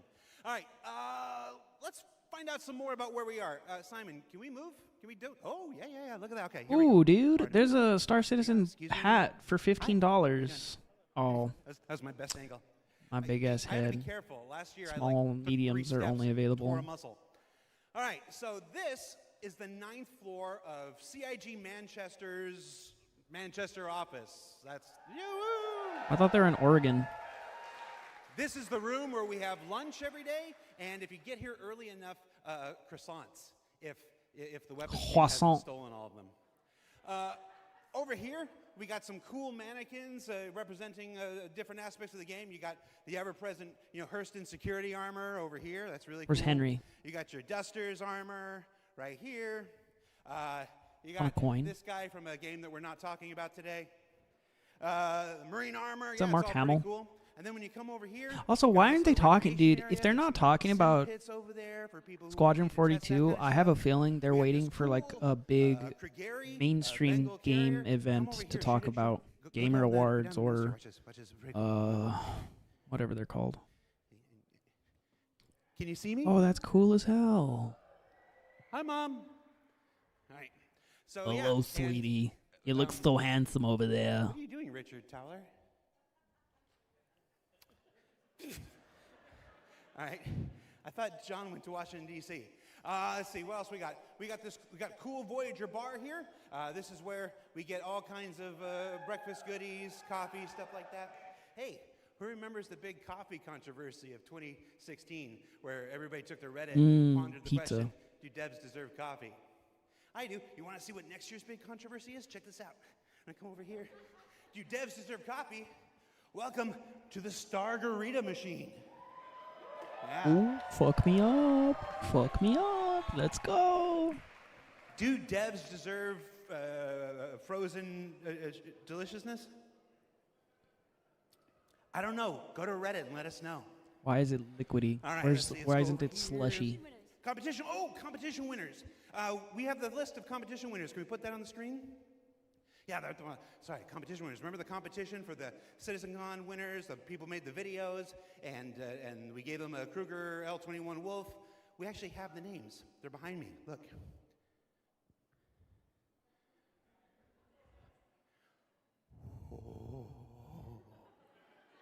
All right, that's cool. Also, everybody's got food. Do I have food here? Oh, somebody's supposed to save me pizza. All right, so we got. Oh, you guys saved me a lot of pizza. Let's see. There's like 3 different kinds of pizza here. Ooh. What if we just combine them into like a challenger situation here? This place looks cool. It's like it's modeled after a bar. It's modeled after like in universe in the game like bar. That's a Citizencon throwback if you're not familiar with. So I have now crafted my own pizza. How much of this experience. con do you think Pape funded? that Like I'm gonna is say a like terrible segue into our next segment. 0.06%. Gemma, can we? Gemma, are you there? 0.03%. Can we fire up the FPS crafting segment while I try to chew this off camera? We sure can. Roll, BT. Ask how much Sausage funded this event. Who's bought more, Sausage or Pape?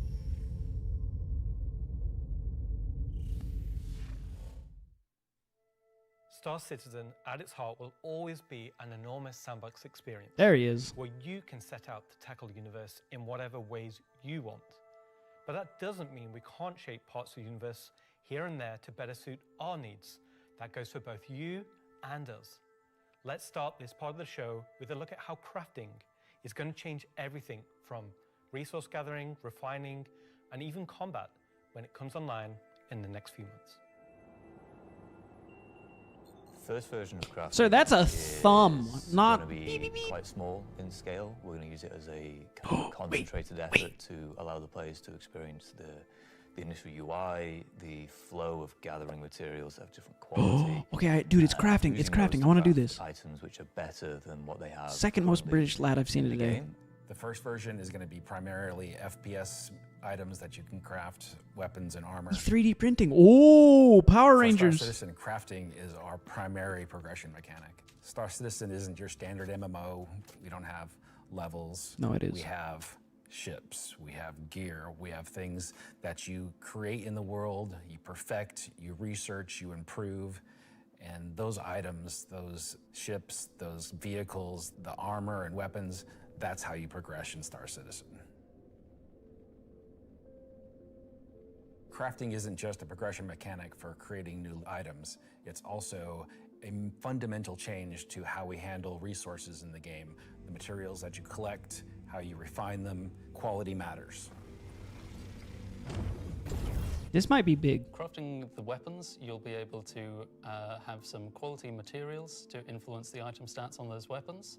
It'll be somewhat random, potentially weighted on the location of the material. Some will have a higher chance of higher quality. And once you take those materials to your crafting bench, the fabricator, you can use them to craft, and the different attributes will be increased based on the quality of the materials you use. It's not just iron ore anymore, it's iron ore of the quality that you know will get you the stats for the item that you desire. And it's not just mining, it's essentially every resource we can get our hands on. To support this, we also need major changes to inventory so that all of these new resources that you're collecting, you can see what you have, you can order it better, you can understand what you have in your inventory. We won't have the new refining crafting system yet. We'll be using the existing ones. Those will pass the quality through into the refined materials, which you can then take to your crafting machine and start making your personal items. Once you have your blueprints Pape, are you and watching? your quality materials that you've refined, Paying attention to then all you this, can Pape? put them together on What are the Pape's item thoughts? fabricator. This will be pretty much what we showed in last year's Citizencon, with the UI letting you assign your quality resources to different aspects of the item. Once you're happy with what you see on the preview, you'll be able to click to craft, and it'll get queued up, and your result will be produced sometime later. Big excited about crafting. You'll be able to get the new crafting machine from shops in most landing zones. You'll be able to bring it up on your freight elevator and use it in your personal hangar, or tractor beam it around and stick it on a ship if you want to use it from there. Dog. When is this available? There'll be a small amount of blueprints you get credited to your account just to test and mess around, but the vast majority of them will be earned through missions, and then you can use that blueprint to craft the item that it is. As a that you've got the test? blueprint A little for. baby So test for it'd be crafting? a I good love reason this. To go and test all the different various missions in the game.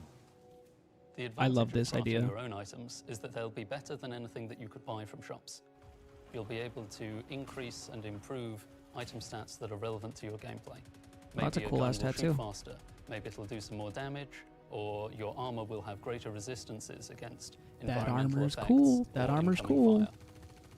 You Look might how be heavy wondering, he is, though, what but it's about like the he's a upgrade and tank. He's a research? juggernaut. That will be coming in a subsequent release. We're happy with this initial scope for crafting. It's going to be so, I'm happy with it too. so valuable for us When is devs to kind of get the metrics in, get the feedback in, because then we can make the changes that, you know, they only become obvious, so to speak, when you have kind of mass amounts of data and mass amounts of users using it. So I'm very excited to get it out in the wild. I'm It's our willing to do intention to this. get crafting out on tech preview by the end of the year. and get the testing we need so we can release it when it's ready. Not very soon. So that's one way you'll be crafting your own experiences in the Star Citizen universe. But what about us? Where do we get to hone in and craft a bespoke experience here and there, specifically tailored to individual or small group play? Well, that's where instancing comes in. And I'm going to let Benji tell you a little bit more. I'm excited about that. We're bringing instancing to Star Citizen in 2026. Why are we doing it, and how will it work? So if you've Instances would played be any cool when you content go into in a dungeon. 2025 in Star Citizen, you know A that quote-unquote most dungeon. of these areas were in actual PvP zones where other players could interfere. Instancing is a means to create an environment where designers can create tailored content that's tuned to a specific group size, but it is also protected from outside interference. It's not to say that we don't love I'm not mad about that. PvP. I I'm like a that. PvP guy. PvP me, bro. All right, calm down. But Oh my like god. most MMOs, a good balance between a dangerous overworld and a protected instances is needed. Right now, we don't have this ability, and this is something we really need in order to give you a sense of progression that is tailored and balanced to a tunable amount of groups, so the difficulty matches the group size. There's a beginning and an end. It doesn't mean that that doesn't fit in our overworld strategy, meaning getting to the instance is dangerous, exiting the instance is dangerous, or can be interfered with others. But at least when you're playing the content, we can actually make something that's curated for one experience. So those will be good for storylines before and stuff like anybody that. says this is only a PvE thing, this technology can also be applied to unlock curated PvP experiences that are as seamless as the PvE ones. Kinda like So that it's not place in about Pyro. one thing or the other. It's really about unlocking developers' ability to create curated content. So that said, how will it work? Instancing is really an evolution over static to dynamic meshing. We want your instances to be as seamless as your instance hangars, meaning that when you take an elevator, you exit the elevator, you're inside the instance. A gateway opens, you cross that gateway, you're now into your instances. Could be also a quantum jump into an instance that you don't even see. The transition is I wonder if just this will like a help dynamic mesh servers transition. and stuff like that. And so throughout the universe, we will be able to add these areas that are open or closed instances that allow you to join in either with a party and have a reserved instance for your party, or join an open instances that has a number of slots. And so some of those Slots. areas will be completely instanced on different servers. This allows us to leverage the compute power of the entire mesh.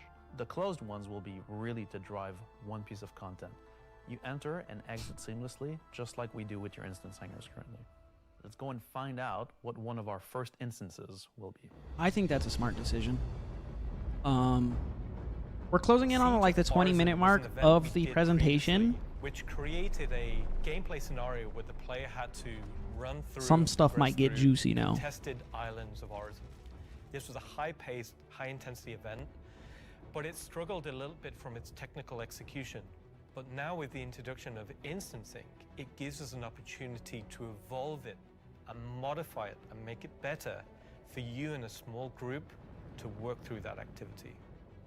It is an event that I had the honor of pretty much solely designing and building all of the logic and having the stress of trying to get it working.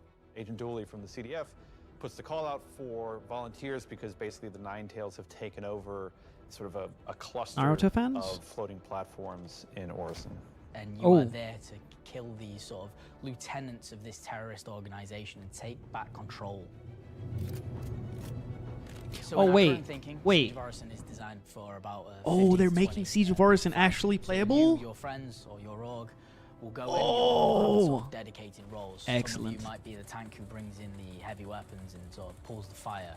Some of you That's might really sit at cool. the back and be the sniper and pick people off who are a bit further to make the advance easier. Some of you will be the medic who sole job is going to be revive and look after the Dude. rest of your team and the health of them. And They're some of you will making be the people who gameplay push for the objectives seem to try and get actually sort of most fun of the for the mission common done. average gamer. The event was designed for about 15 to 30 people, but when we released it, we fixed the problem with 2 DGSs on one server that was fighting for resources, and with that we also upped the player count to 100, so when it first debuted it was already too full for what it was designed for. It was a massive operation at the time. I think that bringing it back and giving it a refresher will be a fantastic addition back into the PU. So imagine if Siege was a Now, instance annoying that you griefers could won't go be in able to and play ruin our solo, fun when we're in this or if it was instance. a public event that you could go with your friends, or you could join up with random players on the server. There's lots of ways that we want to take a look at Siege, how we can make it a Protect more the medic. approachable piece of content. I'm excited, to say the least, to bring back Siege of Orison to Star Citizen. And I'm excited to sort of retry this. Have it be one of the first tests that we have for instancing and really get it back to sort of a core experience point where it should be. So while the next season is quite heavily focused on Nyx, I'm also very happy that we're not really ignoring our other two systems of Standard and Pyro, and we're going back there and we're sort of improving and expanding on the player's life in those two systems as well. Son of a bitch, I'm in.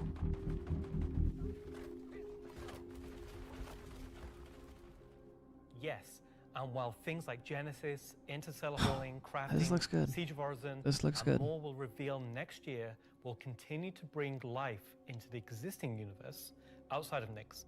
There's still one more exciting use for instancing we're building right now. It's an earlier look than normal, and some of it is still in white box, but we're excited to share the first look at a major content release of 2026 and what it means. Which is 2 months away, I'd like to point out. As an evolution of our building interior initiative, you won't discover it by accident, because when it's complete, it will be found deep within the heart of Levski itself. This is the Municipal Works. What does that mean? Is it like a PvP zone? So inside the facility, you'll find huge vaporization chambers, old processing plants, industrial tunnels, and eventually into the old turbines, which are still pumping heat into the old rock. So this is the true history of Levski. This is a place where you won't see in Lorville, you won't see 918 or the other landing zone. The pure 918. basis of Levski. You will have, of course, metal and tunnels and more structural place, but you will also see a lot of rock and cave. So it's not a place you go to take vacation. It's really a place you go to fix stuff. Not everybody has what it takes to come down there and do the job that needs to be done. All of your sewage systems have stopped working. Everything's going to quite literally. And so the player is tasked with their group, most likely, to go into there, take out the outlaws, and get the facility working again. Cool. So let me get this straight. This is literally a mission to fix the toilets of Levski. It's not just the toilets. You're also trying The to shit cover has hit the air. fan. It is a bit more important. It still works in Levski, but they have like maybe polluted air because it's not being cleared properly. It's not just for the toilet. Poop mission. It's also It's a little shitty bit more job, exciting but than somebody's just gotta going do into, it. Like some vents. It's like a 3-layered system where there's 3 chapters. This will be mission-driven and repeatable. Everything from mining to salvage to combat to investigation. Ew, a it's the variety poop. of roles. Narratively, it's a real sandbox. Every progression you do will unlock a new area that will link back to previous areas, complexifying the play space. We've been wanting to have Complexifying. more gameplay around landing zones for a long time. Now that we have instancing tech coming online, that allows us to do something that provides really cool gameplay close to a landing zone. With the missions, that's what will create different overlays or change the spaces or change the progression, but it'll be the instancing which will enable us to create tailored content to you and your group. So you're going to be able to play a part of it, make your progress, and then log off. And then the next time you come online, you'll be able to pick up where you left off. It's going to allow players to return That's back cool. to different I- states depending on how much you've progressed and be able to I wonder if there's, keep it like, going until you've reached sort of the end How of that the affects whole 3 the outer chapters. world and not You're just the gonna have other instance. people getting in your way. It's you, your team, your party. It's a way of I'm giving 100% players on content board where for they know instancing. exactly where they're at, and Instancing they can keep going back to it and improving sort of their own like that. progress and ability to jump through them in faster and faster times as well. Not everybody wants to be So that's a pirated look at how we'll be allowing by players some and developers LARPer alike to create more crafted experiences within the greater during their sandbox missions. of the persistent universe. Okay, is that it for me at this point, Jared? Almost. Throw it back to me, and I've got one more for you after this. Back to you, Jared. All right, this next one might be big or a letdown.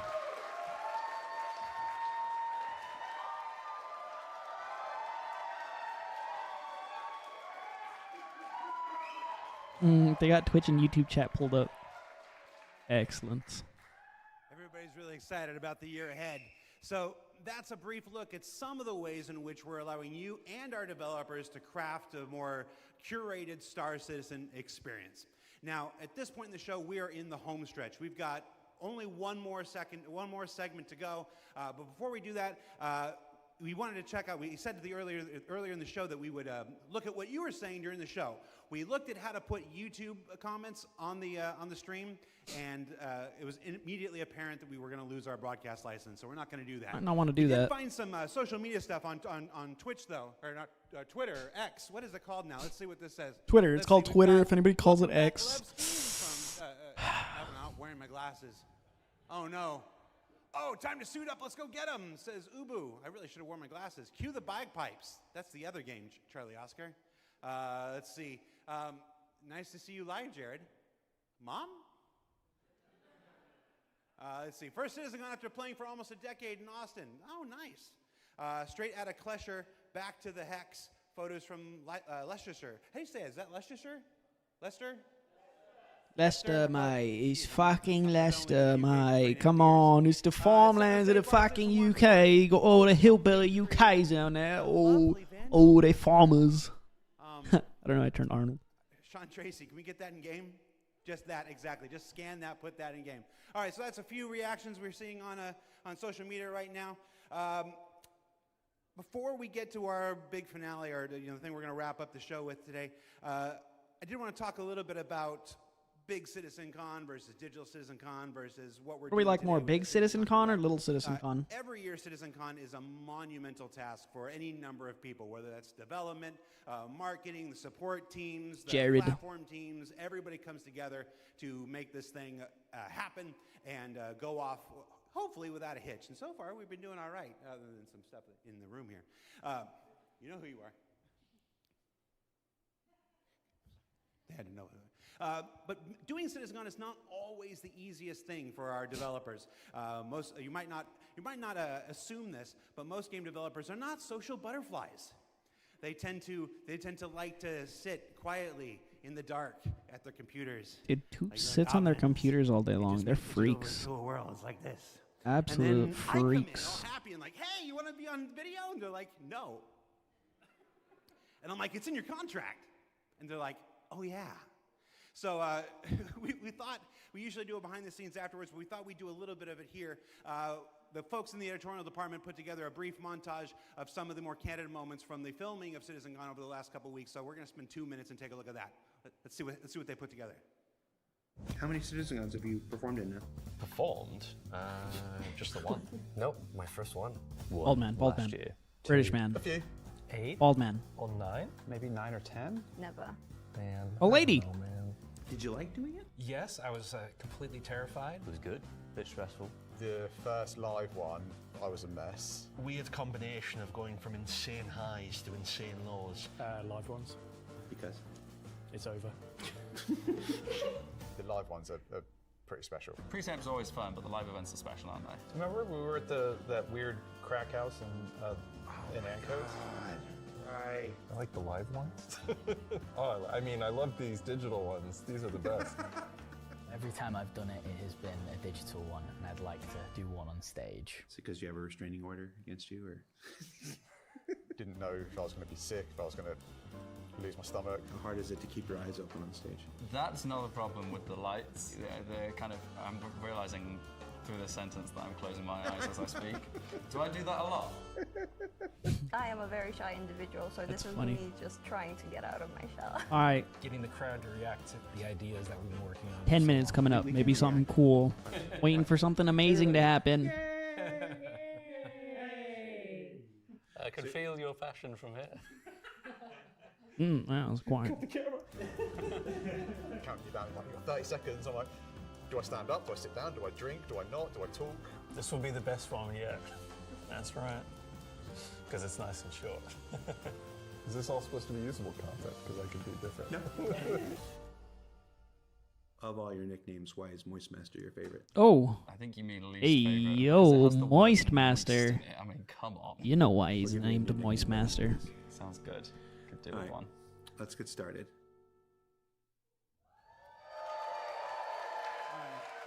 So for those of you watching at home or at the watch parties, you're like, why are we showing that? I put that in there because I'm eternally grateful for all of the CIG staff and developers who take the time to appear on these things, whether it's ISC, SCL, Citizencon, walk on stage, be pre-recorded. It's not the easiest thing for everybody. And on behalf of the community, if I can speak for them in this regard, I want to say thank you for participating in these things each and every year that we have them. Now, let's wrap things up here. So, let's see, how do I want to do this? At this point, we've only got one major story left to tell. Tantalizing. But before we do that, we wanted to do Hold on. one more check-in on something we started last year. Last year, Rich Tyler took the stage and presented his roadmap to 1.0. And we didn't want to go an entire year without talking to the senior game director himself to get his update on that 1 year later. So we're going to throw it to him, and we're going to go to our last segment, and when we come back, we'll say our goodbyes. And if you're at a watch party, it's time to get... I was going to say... that's not a word I can say on camera. Get Let's sexual. Let's just throw it back to me. Damn. From 1 Watch week parties ago. are secret orgies. I didn't know that. I didn't know that was a thing. Should have gone. Last year, Senior Game Director Rich Tyler took to the stage and revealed our plan for 1.0. Now, before we end this year's Citizencon Direct, we wanted to take a few moments and follow up on that reveal from last year, to do as we've done today and look at the year ahead. So, Rich, thanks for taking the time to join us. Well, you're welcome. All right, so we're going to jump right into it. Everybody knows the only constant in game development is change. So I'm going to ask you outright, what's changed about the road to 1.0? Well, fortunately nothing. It still remains our North Star. The team is busy working towards that goal in the background, and every patch this year has moved us towards that goal. And if you haven't watched the Star Citizen 1.0 presentation from last year, I highly recommend you do so, because everything in it is still relevant as of today. You mentioned every patch this year has moved us towards that goal, so I want to dig deeper into that. We've done, at this point, 9 releases in this year, more than any year prior. It's pretty good. How does each one of these not just sit as their own moment in time, but move us forward on this road to 1.0? Well, last year I discussed the framework of 1.0, how all those complex systems can tie together. And one of the core aspects of that was the main story, which became the spine of the universe, which brought all of the locations, mission givers, guilds, and all the different areas of the game to the players. Now, what I didn't talk about from last year was all of the content that was going to support that framework, add the flesh to the bones, should we say. And I think that's where this year has moved us towards that goal. If you think about previous events of previous years, they've generally been locations that we've put into the verse, but they've been transient. We've taken them away, like Siege of Orison or Zenithreat. We've added them to game, and then they've been moved away. And I think with the addition of the patches this year, when you look at the Hathor facilities, Onyx facility, these are permanent additions to the world that not only have their own story, as when we release them with the patches, but they'll also become points of interest and areas that the larger 1.0 narrative... That's true. I guess we could try a line in mind now. Since we launched the PU back in 2015, maybe it'd be less populated to do. Where players can do what they want. They can bring their own story to the verse, and that'll never change. But how important is it that we also build this concurrent narrative of our own, this crafted experience, if you will, alongside that? Well, we're trying to create a living, breathing universe.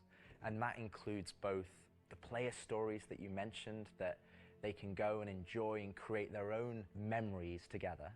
But it also means that we want to have a universe that gives back. We want areas and locations to feel like they're believable and real life locations. And if you look throughout this year and the patches that we've worked towards, we've had an overarching story that's moved from patch to patch, and we're going through some of those cycles right now. We've also been introducing mission content that has fully voiced dialogue and facial animation, which allows us to inject some of the meaning and the why to what you are doing as a player.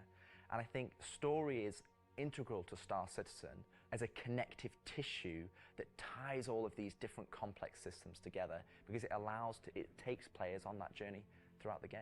To see this big turn this year to start injecting story into the verse, I think people are really responding to it. So everybody knows, and you mentioned just now, that this year we changed a whole lot about how we operate and how we release things. How do you think that's gone? I think it's gone very well. I think if the mantra that I've always been pushing this year at the beginning of January was patch always goes. And I think this year has seen a different development strategy for how we've been moving the game forward. That's where this different strategy has allowed us to really take a wider approach. And we also have to remember that Star Citizen is played by tens of thousands of players every day.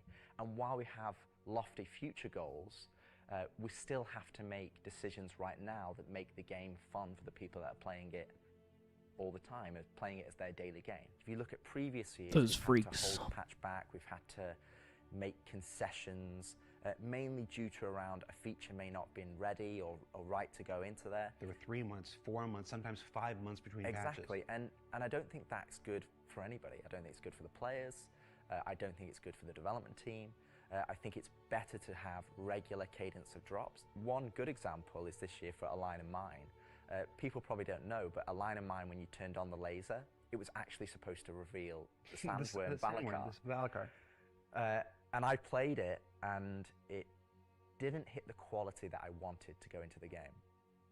So we changed, and I took it out, and I made that decision alongside Chris and Erin, and we've held that back, and we're going to work on that towards a future patch. But I think definitely the more regular cadences has had the multiple benefits, and like I said, I want to dispel a myth right here, right now.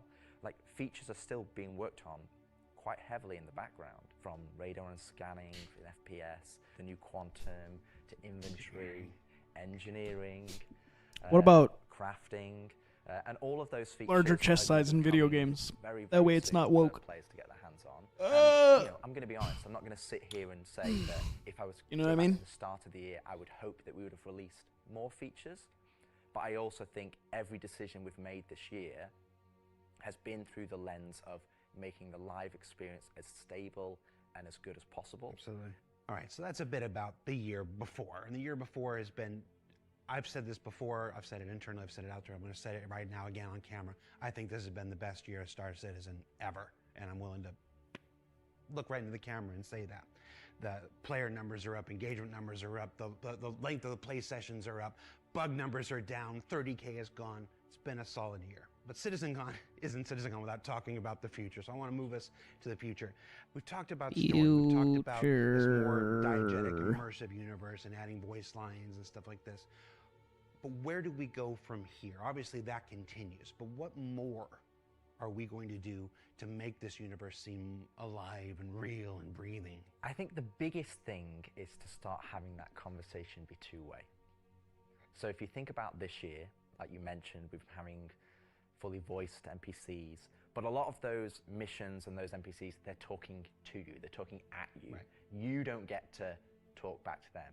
Now, obviously, you get to interact with them through your actions, you get to go and do their mission, and you get to move that along, and then they talk to you again. But it's a one-way conversation. We're missing that conversation wheel. Exactly. The next part would be physical mission givers. That's something that we're going to be working towards very soon, with Battaglia being the first one coming back in the verse. And just to be clear, we will be bringing all the mission givers eventually back, and we want them to be an integral part of the verse and the story that players go and enjoy. We want the locations to be brought to life, and as we mentioned last year, we want to have interactive scenes that you can go and be part of. And obviously the full end goal is towards, to have cinematic stories in the game, and that is what we're going to be pushing towards. Everything we do, every decision we make is through Certainly the is lens taking a of while. moving us closer to 1.0. It might sometimes be difficult to see why those decisions have been made at the time they've been made, But rest assured that Star Citizen 1.0 is still our North Star. That's what we're still aiming towards, and that's what we're going to be moving forward with every patch next year as well. I'm remembering when mission givers were first introduced, they sometimes became a bottleneck. Is there a role in instancing, which we learned about earlier today? Is there a role for instancing in that, in helping with mission givers?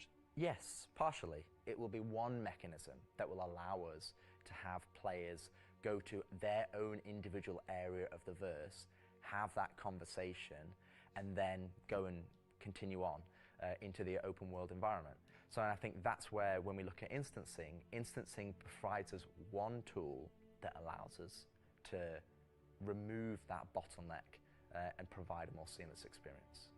Happy you said that, because that's one of our last topics I want to get to, is how we reconcile instancing with the persistent universe. Like, for the last 10 years now, we've been building this giant, seamless, persistent universe where everybody can come in and play together.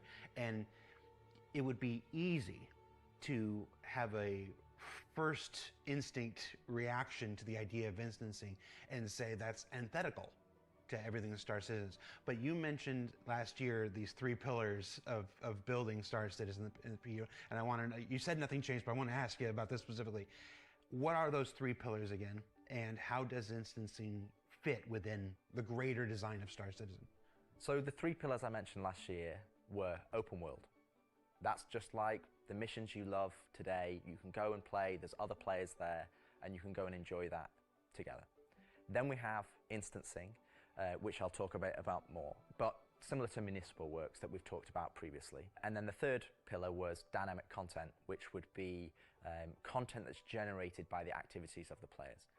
And I think it's very easy to become myopic around one specific thing when we're talking about it a lot, when it's the next stage of our development.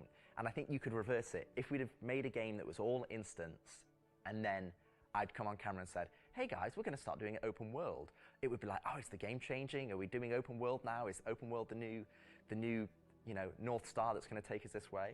And it's not. It's just one more tool that's going to allow us to offer I never use tools. dynamic experiences for players to go and engage. Outside the bedroom.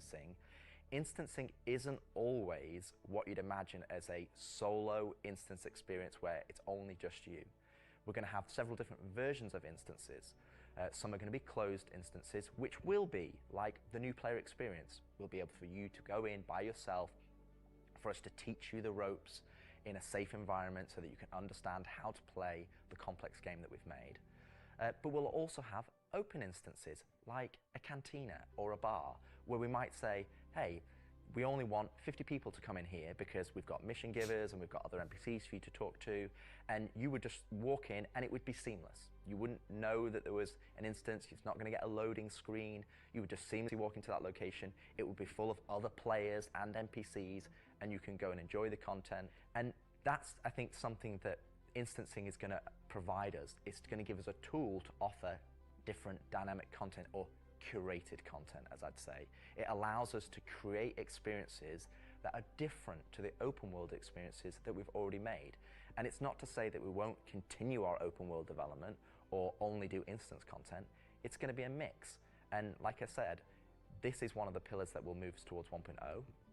We will eventually work on dynamic content that will move us towards 1.0. And all 3 of those pillars will interweave to create the full Star Citizen experience. All right, so we've hit a lot of the bigger topics, the feature work, engineering, and FPS crafting coming to tech preview soon, stuff like this. We've talked about instancing and how that's going to work within the universe. But I want to ask you this one last big one. It's very easy to say Star Citizen is this kind of game and that kind of game. Those of us who spend our days making it know better. It's an everything game. It's everything we can make it game. It just is. But at the core of this is still spaceships. That life of spaceships. What more can you tell us about spaceship gameplay in the future? What can you give us? What can you tee up for us to look forward to for those of us who are really into Star Citizen for the spaceships? Our intentions going forward are to make sure that every ship or ship archetype that you acquire has a role and has content that you can go and enjoy in the universe. For example, right now I know that we're working on more robust mining missions, more robust salvage missions. We're going to be working on refueling missions.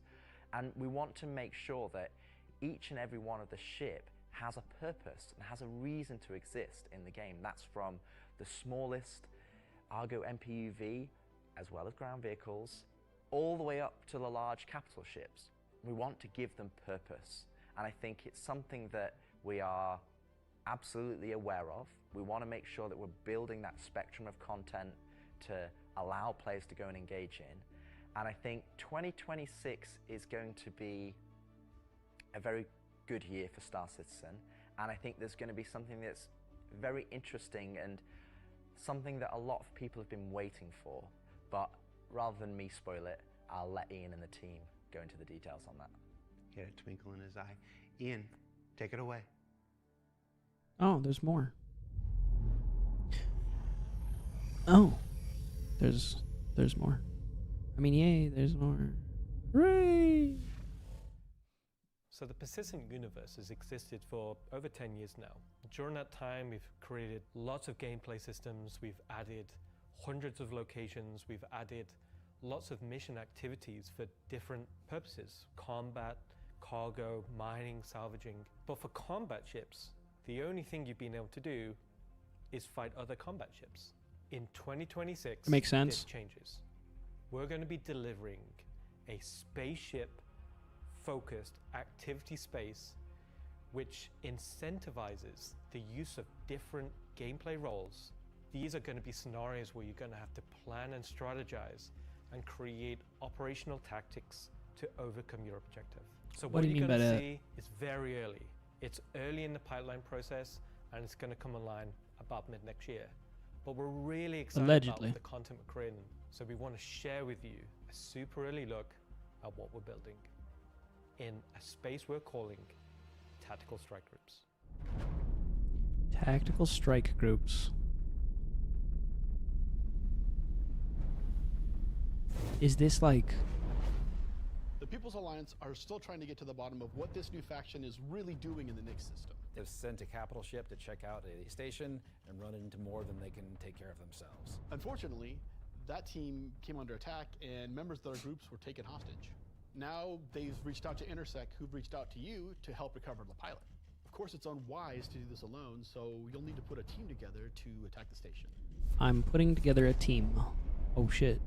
When you arrive, you will have this big asteroid, kind of broken asteroid, and on this you will have this space where you will find three big arms. You will see in the middle, you will have this big energy core. Everything here has a purpose.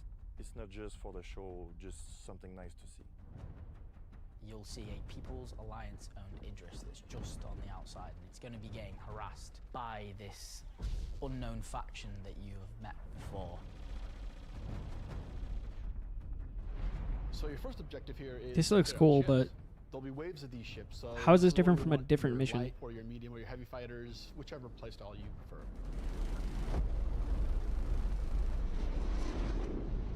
So while one part of your group is dealing with the fighters, now it's time to actually assault the station.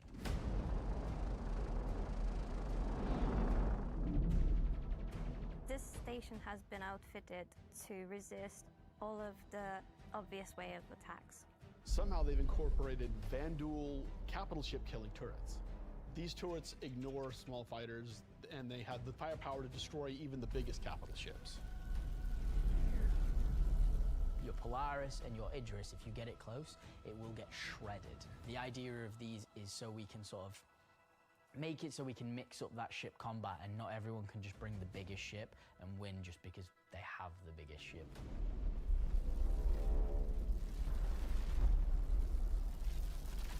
You have to send out your best pilots to navigate the superstructure and take down anything that may damage your bigger ships. So at this point you're thinking, destroy the turrets. But it's not that easy. This turret has shields that you've never seen before. It won't take any kind of damage. Your missiles won't do anything. Your lasers won't do anything, your ballistics won't do anything to them. But like everything, they do have a weakness. You have to cut the power. Is it a to small their exhaust port?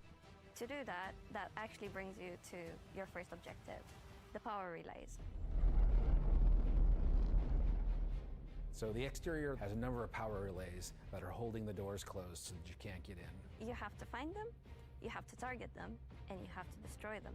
But it may not be as easy as it seems. Here's our first wrinkle. The power relays have their own shields that are resistant to energy-based attacks. We know how much you like using laser repeaters, but so do these guys.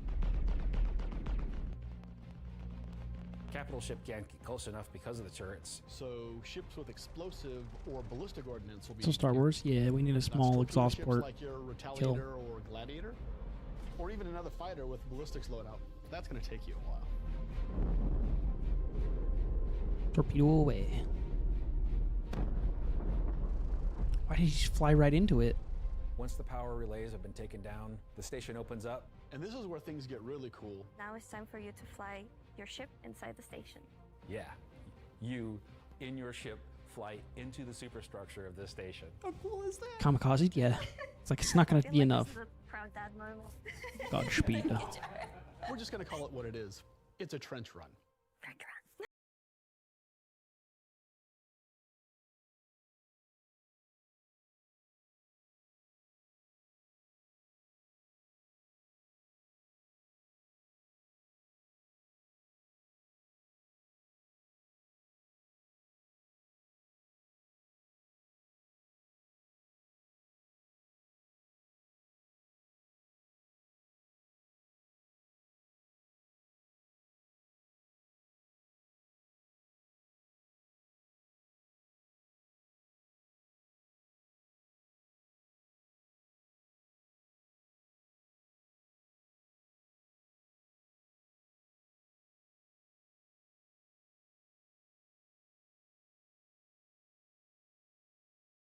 So that you're targeting is emitting lots of distortion damage.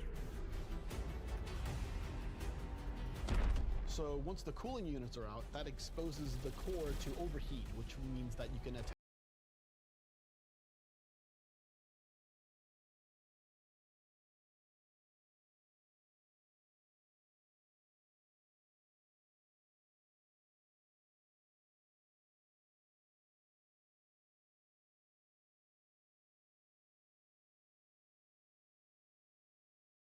Once the power core goes down, the turrets come down, and then the capital ships can get closer. And when the Why capital is it ships important? get Because closer, during all of this, you spend a lot of ammo and munitions and ballistics, and you're going to want to top up. we can This is where we're gonna glass get our them. new feature in: ship hangar refueling and rearming. Ooh! Be able to land in the hangar of select ships and be able to use the same interface as you are right now at stations to refuel and rearm. It's specifically for ships Kraken like the Idris inbound? and the Polaris and other ships that are designed to have other ships land inside them. Of course, it'll be more than just those two ships, and you'll find out more once we get closer to release. Kraken This is a really inbound? important feature that we're really excited to get out. If you're not bringing your own Idris, Fuck, there's this makes me want to 9,000 play. Idris there that can This makes me provide a want to safe go do port to space shore, combat. allow you to set back up and head back out. And it's a good thing that you've rearmed and refueled too, because now another group of ships is coming to attack the People's Alliance Idris. Oh. Some Huz? Huz in space? It's the Empire. So while the fighters are protecting the Idris, what's happening at the station? Well, that's where the dropships come in. Now you've got to take a fire team in. You've got to land. You've got to fight through an onslaught of FPS enemies that belong to this unknown faction, and you've got to open a hangar door which will allow you to release captives from the station. This is kind of cool. There's a lot of moving parts for this. Doors, and that person's taken off. You've just got to make sure they get to safety.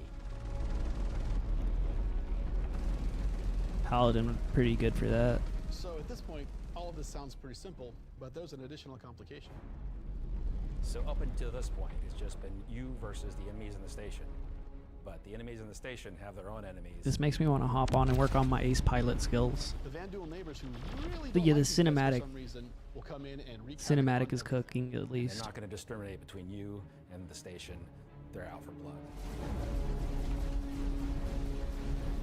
What a bunch of assholes. You alert the Vandal by destroying the power core that the station's now vulnerable. You're on a time limit. Vandal are coming. They're going to come hard. They're going to keep coming. Oh my god! What did he say?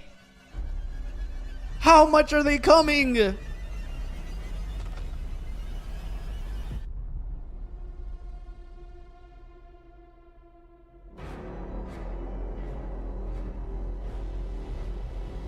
Oh shit.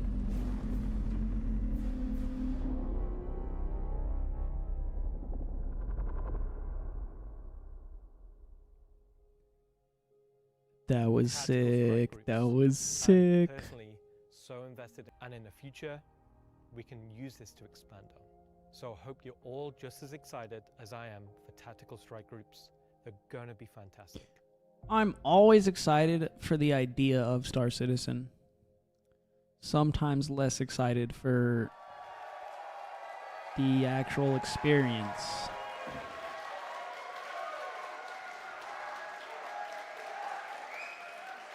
I'm hungry. Okay. We love you, Jared! Have my babies, Jared! Why do you still have the puppet? John, come home. All right, so tactical strike groups. You know, it's been a long road for the last 10 years. The PU's been around. We've done lots to build stuff for mining ships and for salvage ships. And as Rich said, we're currently building out even more for those. And our first refueling missions coming online in 2026. But combat missions. Oh, hi, Mhm. Aaron Roberts. Aaron Roberts. Oh, he's hustling. But finally having He's enough of hustling. the foundation in place that we can begin to build real spaceship operations. Hesitate, in any other MMO they'd call dungeons. It's really exciting what they for are. me, and that's Let's why be we're honest. ending the show this year with that. So yeah, that's been Citizencon Direct. Thank you for taking the time to share this with us. Again, this is just a glimpse at some of what's coming in 2026. I've seen the Twitch chat and the YouTube chat like, oh, you're spoiling everything. I promise, we ain't. There's more coming to be done. Before we let you go, that's it for me. Thank you so much for tuning in. And as with every CitizenCon, the last word shouldn't be mine. It should belong to our founders and CEO. So take it away, Chris Roberts. All right, Mr. Roberts, what do you have to say? I hope you enjoyed this glimpse into some of what the team is cooking for the near future. Chubby of course, Elon we're not Musk. going to spoil everything that's currently in progress, and many features we haven't discussed today are in active development, like base building, social, and trade tools that are very much a priority. These, along with bringing the final polished features from Squadron 42 into the persistent universe, will make next year the most exciting yet for Star Citizen. Finally, I want to extend a heartfelt thank you to everyone at CIG for working so tirelessly and with so much passion to deliver something that is already special and will only get more so as we continue. And of course, to all of you for making all this possible with your support and feedback. We couldn't do this without all of you, something that I and the team appreciate every day. We are very lucky to be allowed the time and the money to build a game of all of our dreams. Something that A lot of is money. more apparent as the video game business becomes more monolithic.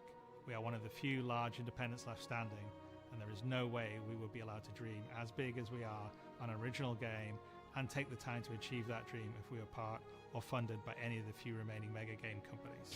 So thank you. And I look forward can to respect seeing that. you all in the verse this coming year. I can respect that, man. They are one of the last independent game companies at that scale, and I think that's cool because big money usually gets in the way of passion, it seems, especially nowadays with any corporation, any industry. Hell yeah, dude. All right, what did you guys think? That was CitizenCon Direct. What did you guys think? What were your thoughts? What were you most excited for? Like, what looked cool? What looked cool to you guys? I'm actually really psyched about the instances. I think instances are perfect. Because, like, you know how there's people in the game that are like, oh, I'm role-playing you, pirate. I'm going to pirate you when you're doing something. It's like you go into an instance and maybe they can pirate you after, but while you're doing it, at least you can get the satisfaction of doing it. I think that's pretty sick. Everything else looked good. I mean, it always looks good in presentation. I just want to see it, and I want to do it myself in game. And sooner is always better than later, especially since it's 2025. It's way, way, way later, but hopefully they can work with some diligence. All right. That is going to do it for the live stream on YouTube. I'm going to end it, and it's going to be posted as like a normal video after it's ended. Thanks for watching. Let me know what you thought in the comments below. All right.